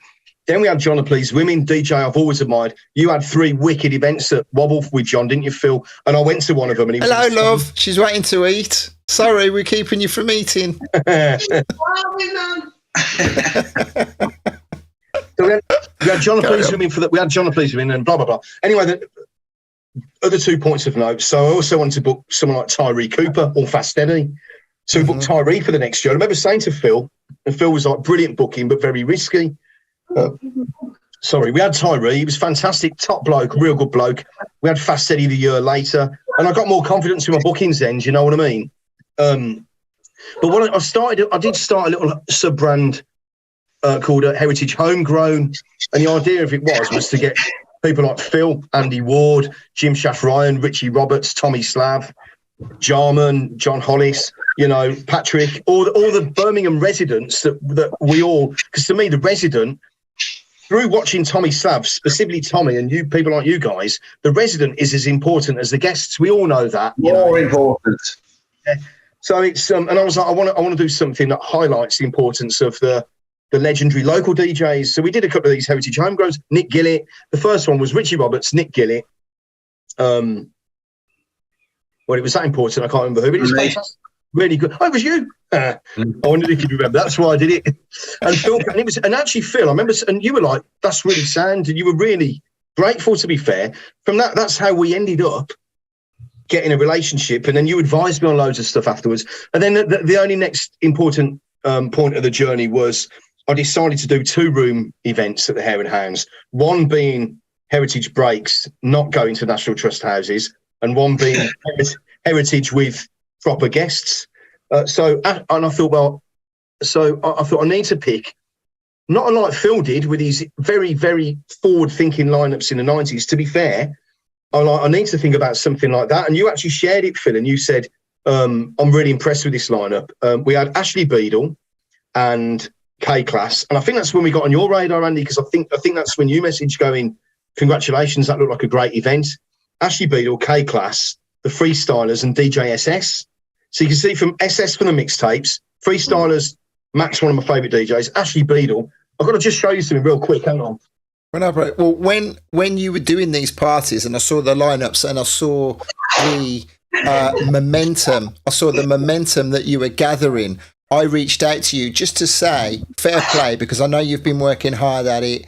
You know, Smash it. And then I even eventually invited you over to Spain, didn't I? You did. And then I think that was just as the pandemic hit, right? You did, yeah. And do you know what? It was exactly things like that, like you two. You know, I speak for a lot of people watching this. And, you know, I'm honoured that you think of me in a not too dissimilar level to you two. But in the 90s, it was the promoters, the DJs that were in that era that gave us a culture that we're not going to ever lose. And you know, that I'm not like putting like, you know, any big spin on it. I think I speak for everybody to say that. Do you know what I mean? Can I just jump in here? When it was the 90s, I think when it was the 90s, there was like a kind of a bit of a fractious faction of like, that's Cream, that's this, that's Wobble, that's Money Pennies, and whatever. Yeah. And even though, like on a personal level, kind of we all got on because we went to Chuff Chuff and we'd go to each other's Well, you clubs. played at the first Money Pennies, didn't you, Phil? You and Si played the first Money Pennies. Played at the first ever Chuff Chuff. But it's that Brummy thing where people don't really scratch each other's back so much. Not so much now. I think it's completely changed in the past couple of years post COVID.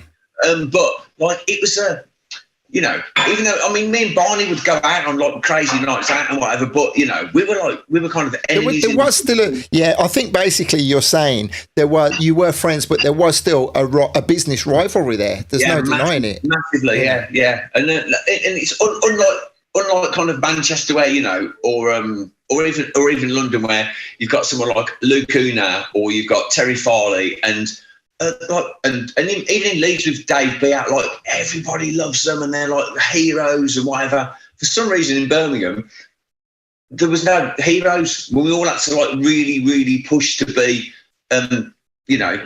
Well, I don't know. I think you do yourself a disservice. Alex has just been telling you that you are a hero. You know what I mean? Basic. So thank you for your kind words, for including me in that, Alex. You know, that's great. So let's get back to the story that you were saying. Hello, so we got the first 2-room event was I was like, do you know what? I want to have 2 rooms of music.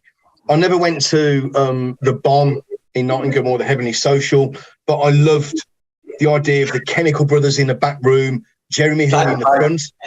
Right. So this is what I'm coming. This because of the lineups that you had, Phil, back in the 90s. I thought, do you know what? Seriously, 2 rooms of different music is the way forward. It's the only way. It's the only way. You can't have the same music in 2 rooms. It's ridiculous. And it's harking back to New Tonic. New Tonic was a big thing with that. Going to the Orbit where it's full on techno or whatever nights it's full on house. You know. So the other thing we never really mentioned. I devoured the Essential mixes in the 90s. When Patrick got asked to do one. And I was talking to Patrick, and he was on about the reason he got asked to do it. I remember Pete Tong playing the steering wheel. I never went. I was going to say, was that after Tongy played Fun? Yeah, I think it was when he played Fun. Beers, yeah. He played. Patrick played. Patrick was telling me last November he played Dawn Penn. No. And he got a promo of it, and Pete Tong asked him for it, and he said no. But that's how Patrick got his Essential mix. That's what he told me, you know. Mm-hmm. But anyway, so I was like, you know what? There's a market for people that are in their 40s.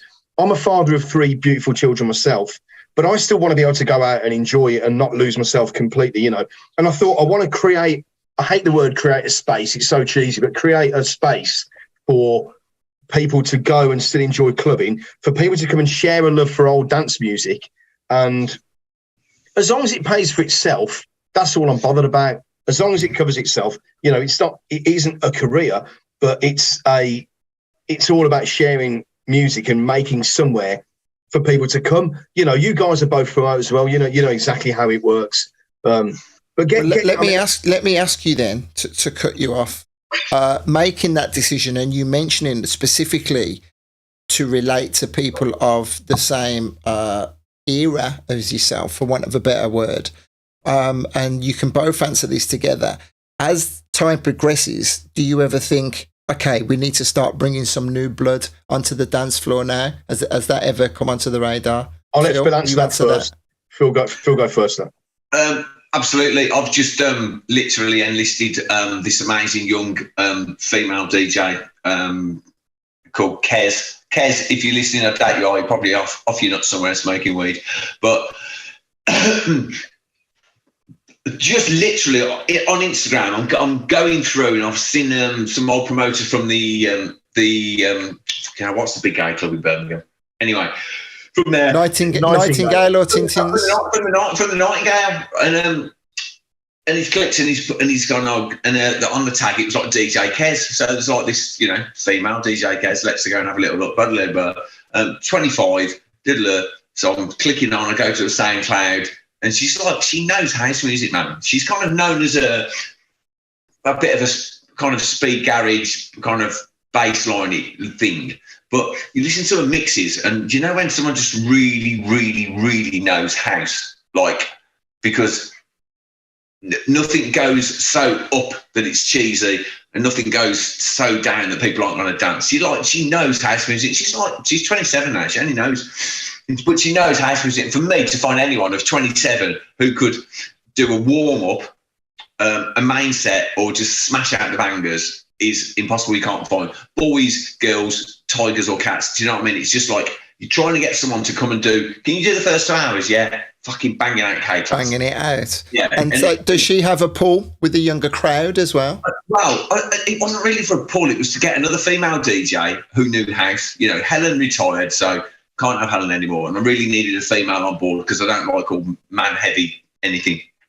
And she was like, yeah, I'll do that. No, that's really cool, man. And she's amazing, but I don't think she brings anyone in. Mm-hmm. But that's not the point. Well, it's commendable. It's commendable that you no house. Mm-hmm. Sorry, I didn't mean to talk over you there. It's commendable that you book her for that. But so I still didn't get to the. Still didn't get the answer to the question. If you would like new blood on the dance floor, younger crowd, or are you thinking actually no? This is as Alex said. He doesn't like to use the word. This is our space. We don't need kids anymore because they're not on our wavelength. Hang on. I'll add something to that. So real quick. Sorry.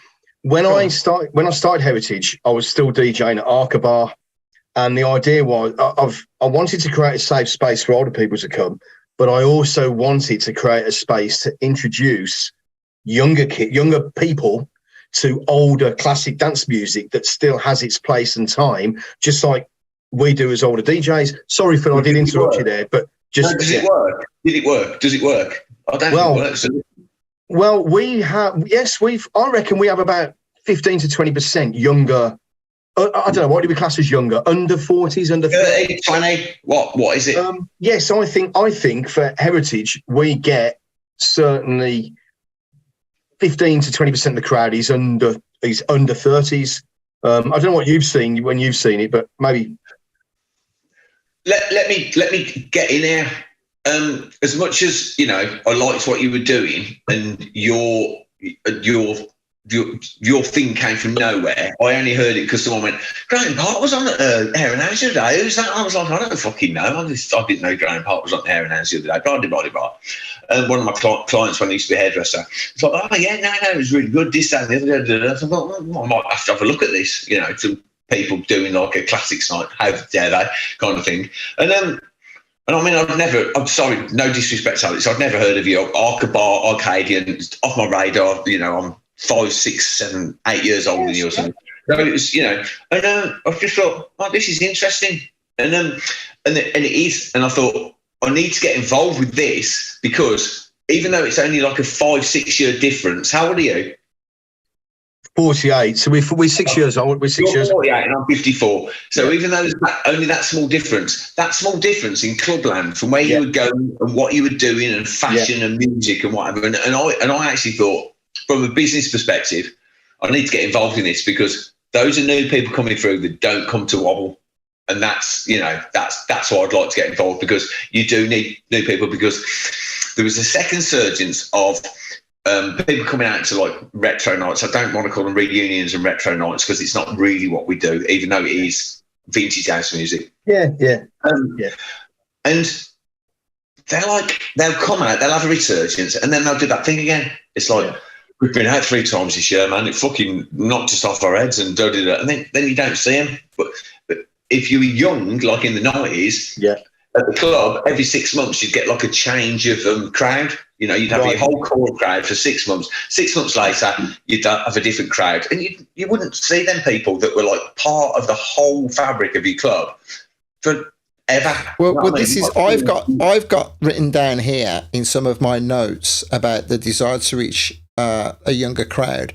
But then I also put the importance of community, which I think Alex has completely touched on, what it's about. Because with your school friends, moving on to people that are new on the scene, Phil, you had a strong community for a little while, and now, well, for a long while. I don't mean a little while. And then you see more people come back out again. But obviously, people's commitments, people's, you know, their priorities. That's what I was looking for. Yeah. Priorities change. But someone, Ada says here that the Heritage Wobble crowd are the greatest crowds you could ever want to spend time with.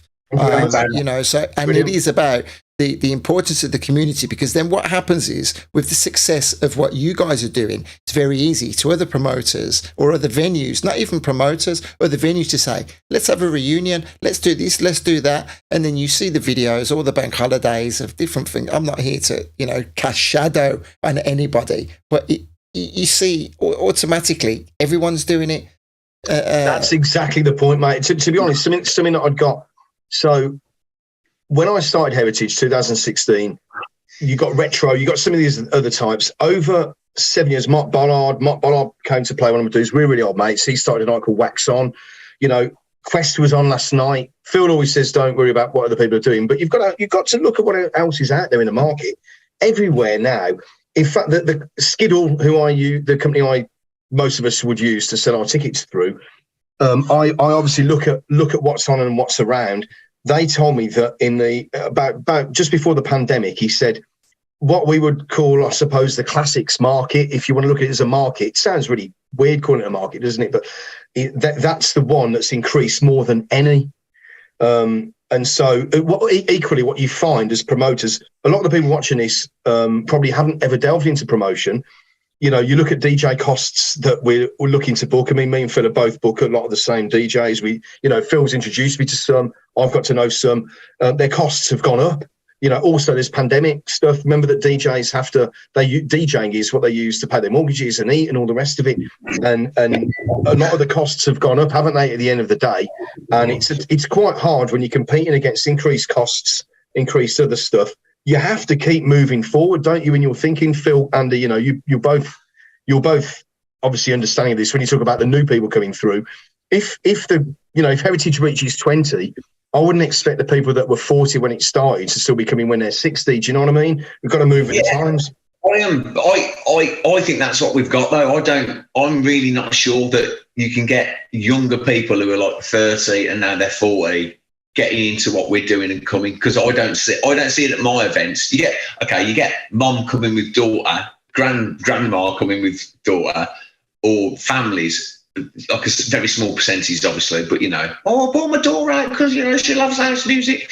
But you're not getting that same energy, that same passion, because it's all about the social scene. You got to remember, back in the day, Phil, it was all about who had the best clothes shops, who was the best hairdressers, who sold who dictated, who dragged the crowd around. That's all Birmingham was. People who worked in Birmingham club culture was everyone, friends of people who worked in the clothes shops, hairdressers, and doctors and nurses who hadn't slept all week. No, totally. If Simon hadn't had Red or Dead, and I wasn't over the road at Rizzo, so you're constantly talking to a flow of people, as well as your other 150 club mates who you saw every Friday or Saturday. It wouldn't have happened. If I'd have been like living in Tamworth and working, in an office or something like that, it just wouldn't have happened at all. And the difference now is you kind of don't have. If you want to start a new club, this is what I always say to people: if you want to start a new club, you've got to have a core crowd of people that of at least 200 people who will go, yeah, I'll come to that, and it's not impossible, is it? So the thing is, what I would say now is I did dabble into promoting. I did like a couple of boat trips in Worcester, late 90s, and some of the bits and bobs. it's very different now because of the internet and online ticket sales. And I don't need to go out and go to clothes shops and come to this. We can just do it via Skiddle. And also there's another thing as well, which is really strong. I've collaborated with lots of people. Phil, obviously you've been the one I've done the most collaborations with. We've all done different collaborations and stuff. I think that the events that we put on now are almost concert-like in the artists, if that makes any sense. There's sort of we had Alan Braxton, DJ Falcon for a new event, and this is a new disco, which I know we've only got 14 minutes left, and we could probably talk all night. But I had people that came. A good 25% of people that me and Will had coming to that were from outside of Brum. We had a lot of people come because they're core heritage. We had a lot of people come because they were die-hard French house artists. There is also, and this is why the DJ costs are what they are now, there is a concert element culture of this as opposed to a club culture. Andy, obviously you've got all your contacts and you're known for what you do, which is legendary. Phil, you're known for what you do, which is legendary, and people. And Derek Carter, who else could bring Derek Carter to Birmingham? You did, you know what I mean? From because he said, I remember Phil from back in the day, I'll come and play. But there is an element with these artists. This is why, it was an artist we were hoping to get as a surprise one in June. Looks like it's not going to happen because the costs are just too high. There is Marshall Jefferson was saying, wasn't he, recently, he's got to put his costs up. He's now moved back from Manchester to I was trying to get Marshall Jefferson basically for November this year. I've never had Marshall actually play for Heritage, but he fits in perfectly with that sort of thing. But a lot of them, it's where they live. Is it Berlin? Is it in the UK? There is I don't know, would you like me watching David Bowie back in the early 80s or Phil Oakey on TV? The DJ there is a romanticism involved to some of the artists that you're booking. Yeah, that's exactly the word, romanticism. And completely. Yeah, and their agents are probably saying, well, you need to do this, you need to do that. We all have that. But I think in terms of promoting it to a younger or older community, well, things like this, talking going out. We've got a classics dance music Facebook page with about 4,000 people on it. Adonis is on it. Who made No Way Back? Grant Nelson's on it. Marshall Jefferson's on it. Stonebridge is on it. Phil Gifford's on it. Mark Archer. There's loads of people. The Shades of Rhythm, people like that. So we've created a community of people that are passionate about old dance music. But to keep going forward, because there are so many of these events now, there's so many. Everywhere you look, every week, there's got to be something every week, certainly, for that sort of stuff. So we've started another brand called A New Disco, the idea being that we can play new and old stuff. The second one, we collaborated with Left Foot, which is obviously Adam and Matt, who Adam obviously, runs the Hare and Hounds. We've talked about it for ages, and we managed to get the artist formerly known as Joey Negro, who I know you've had in your studio and stuff like that, Dave Lee, coming to play. We're doing one in September with the Reflex, well-known edit. Great booking. And there is, I think that you can still keep moving forwards. Me and Phil do, we've got an event May the 13th, which is me, Phil, and Milf, Mr. M, Andy Milf. We're going to do a terrace event at Dead Wax in Birmingham, which, to be fair, Phil found the venue just before the pandemic. Me and Phil went to look at it. You've done some flipping, cracking things there. Do you know what I mean? Digbeth, by its nature, will bring out by proximity, Digbeth will bring out other people that come in. Do you know what I mean? Me and Rachel, my girlfriend, went down to Faith in London. I played there on New Year's Day in the sort of Balermicky, whatever you want to call it, room. And we went down in a couple of weeks ago, saw Jamie 326 play next to David Holmes, next to Terry Farley. That's what Phil, those are the lineups that Phil was doing in the 90s. Exactly those sort of things. And there was young people and old people. It is out there. We just need to promote it to them. There is that. Birmingham's always been a beast with its own heart in clubland, hasn't it, really? It hasn't, and sometimes it's been ahead of the curve, and then other times it's been behind the curve. When Phil was riding high as the I was going to say the king of clubs, but maybe the prince of the club scene. He was definitely forward thinking, the queen, forward thinking with his lineups, and inspiring. Absolutely. inspiring lineups and still Still inspire me legendary. to this day. If we've got time at some point, I'd like to talk about that. What's that? But if we've got time at some point in the next however long it is, I'd like to talk about those lineups. We didn't get a chance to talk about that kind of thing last time, so I was just fucking ranting. Okay, well, let's crack on. So before we do that, let me just say we are an hour and 50 minutes into this conversation. It's May Day. We're having a nice chat. I'm enjoying myself. I'm sure the people who are watching are enjoying it. Thank you for being here, guys. We encourage you to stick around. Many people will have to come and take this conversation in a couple of different chunks at different times of their day. So thank you for being here. We're just going to carry on chatting because it's not often we get the opportunity to have these types of conversations with this level of knowledge.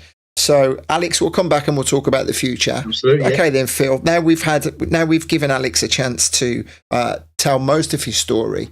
What did we not cover when you and I spoke last time? I don't think we got over 1991 because I was just ranting about fucking like my whole youth and saying, just trying to get it all out.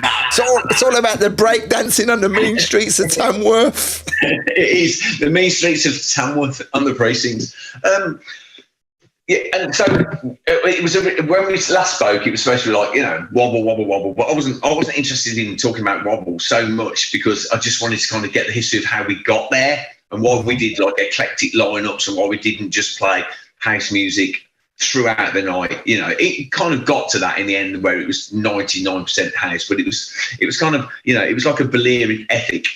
And we had a conversation where I was on the phone with Dave Beer, and Dave Beer had told me not to book Jeremy Ely. So I was like, okay, Dave, I'm not going to book Jeremy Ely anymore. And it was at that point, I can't remember when it was. It might be 96, 97, because we always have like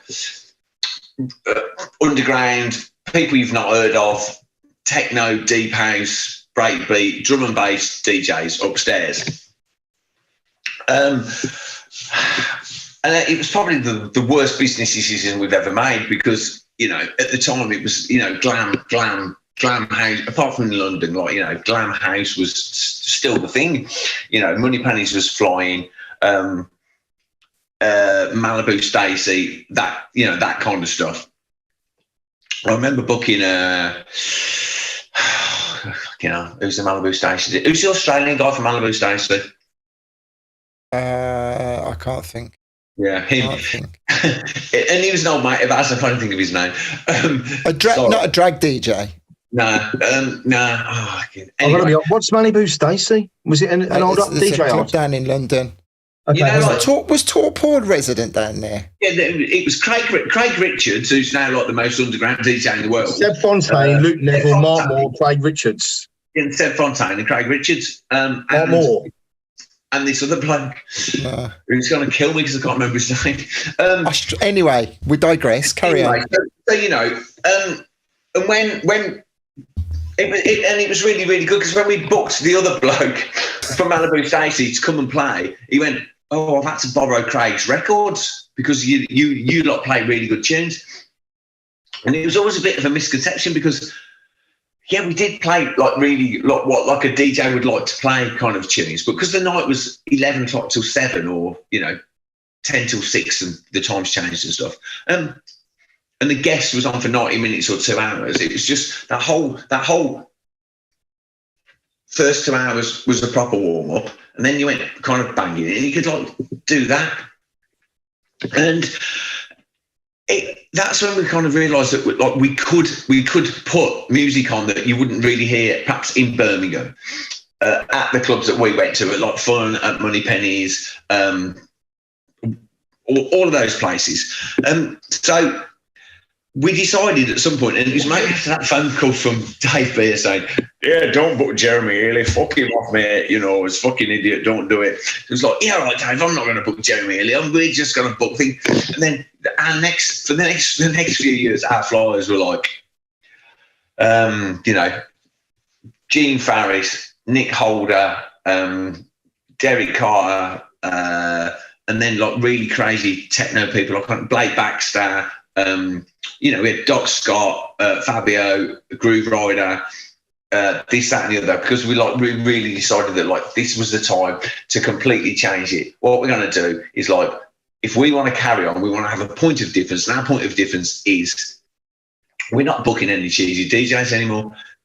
And I'm not going to blow smoke up my arse, because we did still have to play, all the bangers at 6 o'clock in the morning or whatever. And that's when it just became like kind of known as a place where you could hear really, really good DJs that you couldn't hear anywhere else in Birmingham. But unfortunately, because it was getting into the late 90s, it just kind of dispersed the crowd, and people wanted to hear. The thing is, your music didn't go down very well if you were wearing a frilly shirt with really big cuffs. Yeah, so that's why it fell by the wayside. Exactly. And if you're like, got loads of foundation and you've got lip liner and an orange face, you're not going to be like wanting to listen to Dave Clark. Do you know what I mean? But it was that kind of thing. But the thing is, so when I was saying before, you have created your legacy, and you continue to go out there and put on great parties and doing legendary things. But Wobble will always be known as one of the cooler, more underground parties out there, and that you're renowned worldwide for that. So you can always hold your head up high, right? Yeah, no, it is. It's funny because like, I was talking earlier about like us in the 90s not giving each other enough respect and saying how good each other were and what an amazing city Birmingham was. I mean, years ago, I put on this flyer on a flyer once, Birmingham, clubbing capital of the world now, and I just wrote money, pennies, fun, there's no other place you'd want to be. And to try and kind of just say, look what fucking Birmingham's got. Come on, to create like a community, a camaraderie. Yeah. You didn't feel it was? Did you not? You didn't feel it was reciprocated? Don't know. Weird times. Too much cocaine and stuff. I think probably for everyone. Do you know what I mean? It was kind of that kind of time, wasn't it? Am I allowed to say that? Everyone in their own lane. Yeah. So and although it wasn't like you were looking at the people as competition, it was choices for the people. It was it was competition. Do you know what I mean? It was competition. And as Wobble, because we thought we were the first people to get the cool DJs in. We got Dimitri of Paris and Harvey, Bob Sinclair, Harvey, all those kind of people. Falcon. Like just Josh Wink, Dimitri from Delight, blah blah blah blah blah. Trying to be a bit eclectic and a bit different. And when it kind of went from that like kind of like house. Funky house. I hate that word. When it went from that like funky house scene to kind of like hard house trampsy kind of stuff. It like, sorry Jim, Mike, whatever. But Money Pennies were kind of went with that for a while, and then kind of like late 90s, 1999, it was like they were booking Dimitri of Paris and all the rest of it, and even us, and we were we were good mates with all the Money Pennies boys. Jim's like a good friend of mine, and we were just like, fucking hell, I can't believe it. They had fucking Jules on last week, and now they've got fucking Dimitri of Paris on. How dare they couldn't. Do you know what I mean? It was that kind of attitude where we just decided that we thought we needed to have a point of difference and put some different DJs on, but from a business point of view and getting people in, spending loads of money on, I don't know. Not unknown DJs. Well, you know what I mean? DJs that people who wanted to go and see Jeremy Healy probably had never heard of. A couple of comments that we've had here, and Steve, you'll have to forgive me because I realised earlier that I've been slaughtering your surname. It's Steve Kennelly, not Steve Connolly, right? So Steve says that you've skirted over. I'm not going to mention that because we'll go off on another tangent, but I do agree with you, Steve. And then Sarah says, remember there was a famous club map of Britain and Birmingham got completely overlooked. What a joke. Oh, yeah. Do you know that company that does them like club maps and blah blah blah blah? What's it called? Dorothy. Have you seen that? Have you seen that map? I think that's the one that Sarah's talking about, maybe. Yeah, and it was like literally, it was like I'm in all the clubs with all of them, even things before my time, and which is a long time ago. And it went to Birmingham, and it just said Miss Moneypennies and Chuff Chuff. And that was it. And there's like the whole thing. There's like Manchester, London, Leeds. Well, it's just lazy journalism, isn't it? Really. Just add something. There was a there was the map one. Then there was also one which had it was like like a painting or something like this, and it listed stuff. Your name was on it, Phil. So was Wobble. Yes, but no, because I fucking wrote to them and told them sort it out. But they also, I have to say, they missed off, and it's lost in amounts of time. And I can tell you that about 50% of the old people in Solihull, the institute where Rocky had Sasha as a 6-weekly resident in '93, when Sasha was at the peak of his powers, gets forgotten about. But you know what? Yeah, one of the But also, there was a love affair with Sasha in Birmingham, and Sasha was massive. And everyone remembers Sasha from Shelley's. It's like Sasha, Shelley's, and perhaps the last 2 hours of the Eclipse. But Sasha used to play on a Thursday night on Broad Street. We're going over old ground that we've covered in this conversation. Let me say, because I didn't say earlier when she was talking, Jacqueline Murphy says hi, an old face off the scene. Thank you for joining onto the YouTube channel. Still a young face. Still a young face. We're all still young faces, right? Yeah. Okay, so enjoying this conversation, and what I'm going to do, that is another one of the reasons why I've been doing this, setting the record straight, repairing the broken memory of my own mind, but then also giving people a chance to tell the story from their perspective. And then in the future, when books are written, when documentaries are made, there's a lot of content. There's a lot of content here for people to use, dissect, whatever. Yeah. So let's get back to the conversation at hand. We got to the back end of where we're at now with regards to Heritage, New Disco, and I know you've got some big parties lined up throughout the rest of 2023. So I'll come to yourself in a second, Phil. Tell us where you're at now. So we've got, most importantly, and one of the reasons why Phil and I are both doing this together, we've got we've had some fantastic collaborations, me and Phil. Arguments, laughing, taking a pee. You need to do this, whatever. One thing, it's never dull. We always have a laugh. You know, someone tells someone to fuck off. It happens, but that's Disco Land. You know, at the end of the day, we've had some fantastic events. We've got one. Controlling people with ADHD, mate. Yeah, well, yeah, that's it. Well, we had we must mention very quickly, Andy. Sorry, one we had this year. We had the first time we ever did a 2-roomer together at the Hare and Hounds, which was we had a heritage birthday featuring Wobble, and we had the lineup was. K-Class, me and Andy, Alistair Whitehead, Neil Rushton, Justin Robertson, Lottie, Phil Gifford and Kez.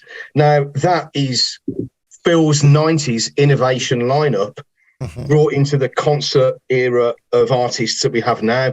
And Phil, to be fair, I said to Phil, we'll do this, we'll do that. Worked a dream, absolutely worked a treat, fantastic. Really proud of that. And I'm sure we'll do, you know, we'd like to probably hopefully do those every year at least. It works a treat, you know what I mean? Phil and I play each other's events. We've got 2 collaborations coming up. We've got one which is a week, 13 days time, so a week on Saturday at Dead Wax. It'll be a mix of naughty and deep house, new stuff. We've got our mates Ollie Humpage, who does the Heritage Radio Show now, previously JP Shields, both really good mates. Gussie's going to play. Phil said Kezzy's going to play. Milf. Kezzy's going to play, and obviously it's a 3-way thing because Andy's co-promoting it. That's right. So it's Matinee 4. It's Plastic Dreams, which is Andy. Great name, Plastic Dreams. I'm assuming you got it from the What Quality JD track, which I saw played twice in Faith the other week. But hey ho, JD Plastic. So it's Plastic Dreams, Wobble, Heritage, Matinee 4, May the 13th. Tickets are on Skiddle now, blah, blah, blah. Still up, you know, all good stuff. The tickets have gone up, etc. It's all good fun. We've also got another collaboration with Phil, yet to be announced. No, it's been announced, but yet to be ticketed, which is August the 5th. That's full Wobble meets Heritage at the Hare and Hounds with Kez, with Milf, with Phil, with Alex. They're always good laugh at the Hare and Hounds. Doesn't matter what happens. It's a small the best venue, the best sound system for me in Birmingham. Absolutely incredible. Adam's work and Matt and Tony, the sound engineer, all the rest of them. Fantastic place. Heritage, other bits. So we've got June the 10th, we've got a 2-roomer, which is Shades of Rhythm, John the Pleased, Plump DJs, Andy Manson from Clockwork, DJ Heaven, our old legend, Claire Ratcliffe from Solihull. She's coming back, really good mate, brilliant. So pleased to have her. Absolute legend. She was a female resident ministry sound in the 90s. What an absolute trailblazer. She travelled all around. Loads more to come on that. I'm going to interview her for one of my written pieces at some point. So we got that June the 10th. I don't even know. What else have we got? We've got July the 16th. We're doing Dave Lee at the Hare and Hounds, Joey Negro with Left Foot. We've got the Reflex the 16th. November the 11th, we've got Faith. So the Terry Farley, Stu Patterson, Dave Jarvis. There's another long story to that. We've got Faith meets King of the Beats under the Heritage umbrella. King of the Beats is Crafty Cuts, Plump DJs, Freestylers. That's it. We've got DJ-SS with that as well. We're starting a I'm going to stop you there. I think I've given you enough. I've given you enough oxygen. I think you need to send him a tenner out, to be fair. Look at this. Look at the cat's on Look at the cat's on Okay, well. He's been doing me, Eddie. Hang on a minute. Taking a long time for me to ask you to get your pussy out. Angus Campbell, good evening, my friend. How are you, sir? Nice to have you here, Gussie. At some point, I'd love to have a conversation with you, but I doubt you'd join me live on air. We've got some stories to tell, right? Gussie, he's waiting for you to ask him. Oh, really? I thought he wouldn't do it. Okay, I'll message you when we're done. Man, he loves it now. He loves the attention. He's not that shy. Well, this is. You only hear the fucking end of it. Hold on a minute. Gussie Campbell DJing. What? I will message you, Angus, I promise. Let me read these comments. MILF was a cool name until American Pie. I haven't been called that name so many times since school. Only a few years back, mind. I am still a nipper. Well, I don't know about that. Okay, right. So we've given everything a plug. Phil, any more to say? Any more to say? Or is that a daft question asking Phil Gifford 2 hours and 10 minutes into the chat? I've got loads to say because I didn't say it last time, but we've kind of, it's, to be fair, it's like I'm glad Alex has got his point out and everyone knows where Alex has come from and what's going on. And I'm just here to back Alex up. And well, I will be bringing yourself back on again, and we'll just have a general conversation, chew the fat about, we can set the record straight and a few other things. I'm sorry to hear that you feel we didn't get your story correct the first time. That's my shit journalism. That is not journalism at all. This is how it just, when you're like, on a day at work, right, come straight home, hadn't even had a shower, got onto the thing, it's like a buzzing day at work, and I got here, and it's just like, I need to tell my story, but I need to tell you the history. And then I watched through it a couple of times, I'm like, fucking hell, man. What the fucking hell? What have you said there? You completely What you need to do is write a book. You need to write a book, Phil. You need to write a book. Okay, so listen, I'm going to start wrapping this up, guys, because I think we've held enough of people's attention. They've all loved it. They're still here, all commenting. Can I just say one thing quickly? I haven't got in yet. You say one and I'll say one. Okay. I never got to wear this tonight because I was rushing around. I bought one of Andy's amazing T-shirts. Recognise them? Yes. Yeah, I've got one of those with Skinner, Long, Helen, and Gifford on it. Was that the Wobble one? Brilliant. So Andy does these T-shirts, and you pick your 4 biggest influences. Sasha Weatherall, Steve Silcurley, Ashley Beadle from me, whatever. They're absolutely brilliant. I would have worn mine tonight, but when I saw the small picture, I thought he wouldn't have done it justice. But really good stuff. Love it. Sorry. Nice plug there. DJAndyWood.net if you want one. Yeah. Cheers. All right. So are we done? Phil, what do you want to say? I want to say that we haven't quite covered as much as what mine and Alex's relationship as I'd have liked to. The ups and downs and the knowledge from my experience, what I've given to him, but also what I have to listen to from Alex because he's got like a younger mind and he's not from a club promoting background, which you have to take from because as an older person, you probably got things set in your mind. And we, you know, we work together really, really, really, really well. It's like, and since I've met him, 7 years ago, 8 years ago? Yeah. The guy's gone from like, you know, he knows what fucking Balearic is. He knows what fucking Italian house is and all the rest of it. And he's grown because he missed, what did you miss? 10, 15, 20 years of like music and DJing and all the rest of it. And then, you know, Alex is a Shirley boy, but he's one of us and he fucking knows music and he always music. Brilliant. Well, there you go. You know what I mean? He's like, you know, you might just think he's some guy putting a classics night on, but the fucking geezers, he knows music. Thank you. There you go. Well, I don't think there's any better way to end with Phil giving you such high praise. So I'm gonna leave it there. Let me say thank you for your time, thank you for your knowledge, thank you for your passion, and we'll get you guys back on in a little bit of a panel again at some point. All the best with it. You know, you and I are going to be talking throughout the rest of the year, Phil. And yeah, all the very best. Thank you, Alex, for your time, mate. I've loved it. Thanks. Listen, I'm honoured that you put me in a place, and you know, walk in the same place as you do. Seriously, I've looked up to you guys. I've looked up to you guys for many years, and I appreciate it. Birmingham, mate, it's good. It's deserved. Good. Thank you very much. Long way to go. Respect, guys. I'm just going to say goodbye to these. I'll press this button. You're going to go. And cheers to everybody watching as well. Nice one. Cheers. Okay, so are we still here? Yes, we are. That was wonderful. I enjoyed that, talking to the guys. Alex is still there. Why didn't my thing? I'm going to see you, Al. See you, mate. Right, so that was all right, wasn't it? Wow, 2 hours and 12 minutes. By the time we got Gifford done, we actually got some we got some juice out of the both of them. Now, we were just talking about faith. Here next week on the show, I'm going to be talking all things London house music, and they don't come much more London house than Mr. Stuart Patterson. It's been a few weeks actually since I spoke with him to confirm he's good for next week, but I think that's going to happen. So we'll have another in-depth conversation, and I would love for you to join me. Thank you to everyone that's been chatting on the YouTube live, everybody that's passing through in the future, because I know there are going to be many people tagged who need to check this out. And as I say, I'm fully aware at over 2 hours and 13 minutes long, it is a bit to take in, but I appreciate you being here. Take a look on my wall at the end of this, because there are some incredible conversations with more incredible people out of Birmingham. And as I say, if you've recently subscribed to the channel, you'll see your name here on the latest subscribers. On the right hand side of the screen, we've got a world of people who support me on a regular basis, legends, every one of them. And if you need any help with any graphics or websites, I'm your man. Thank you for being here. Absolute much love.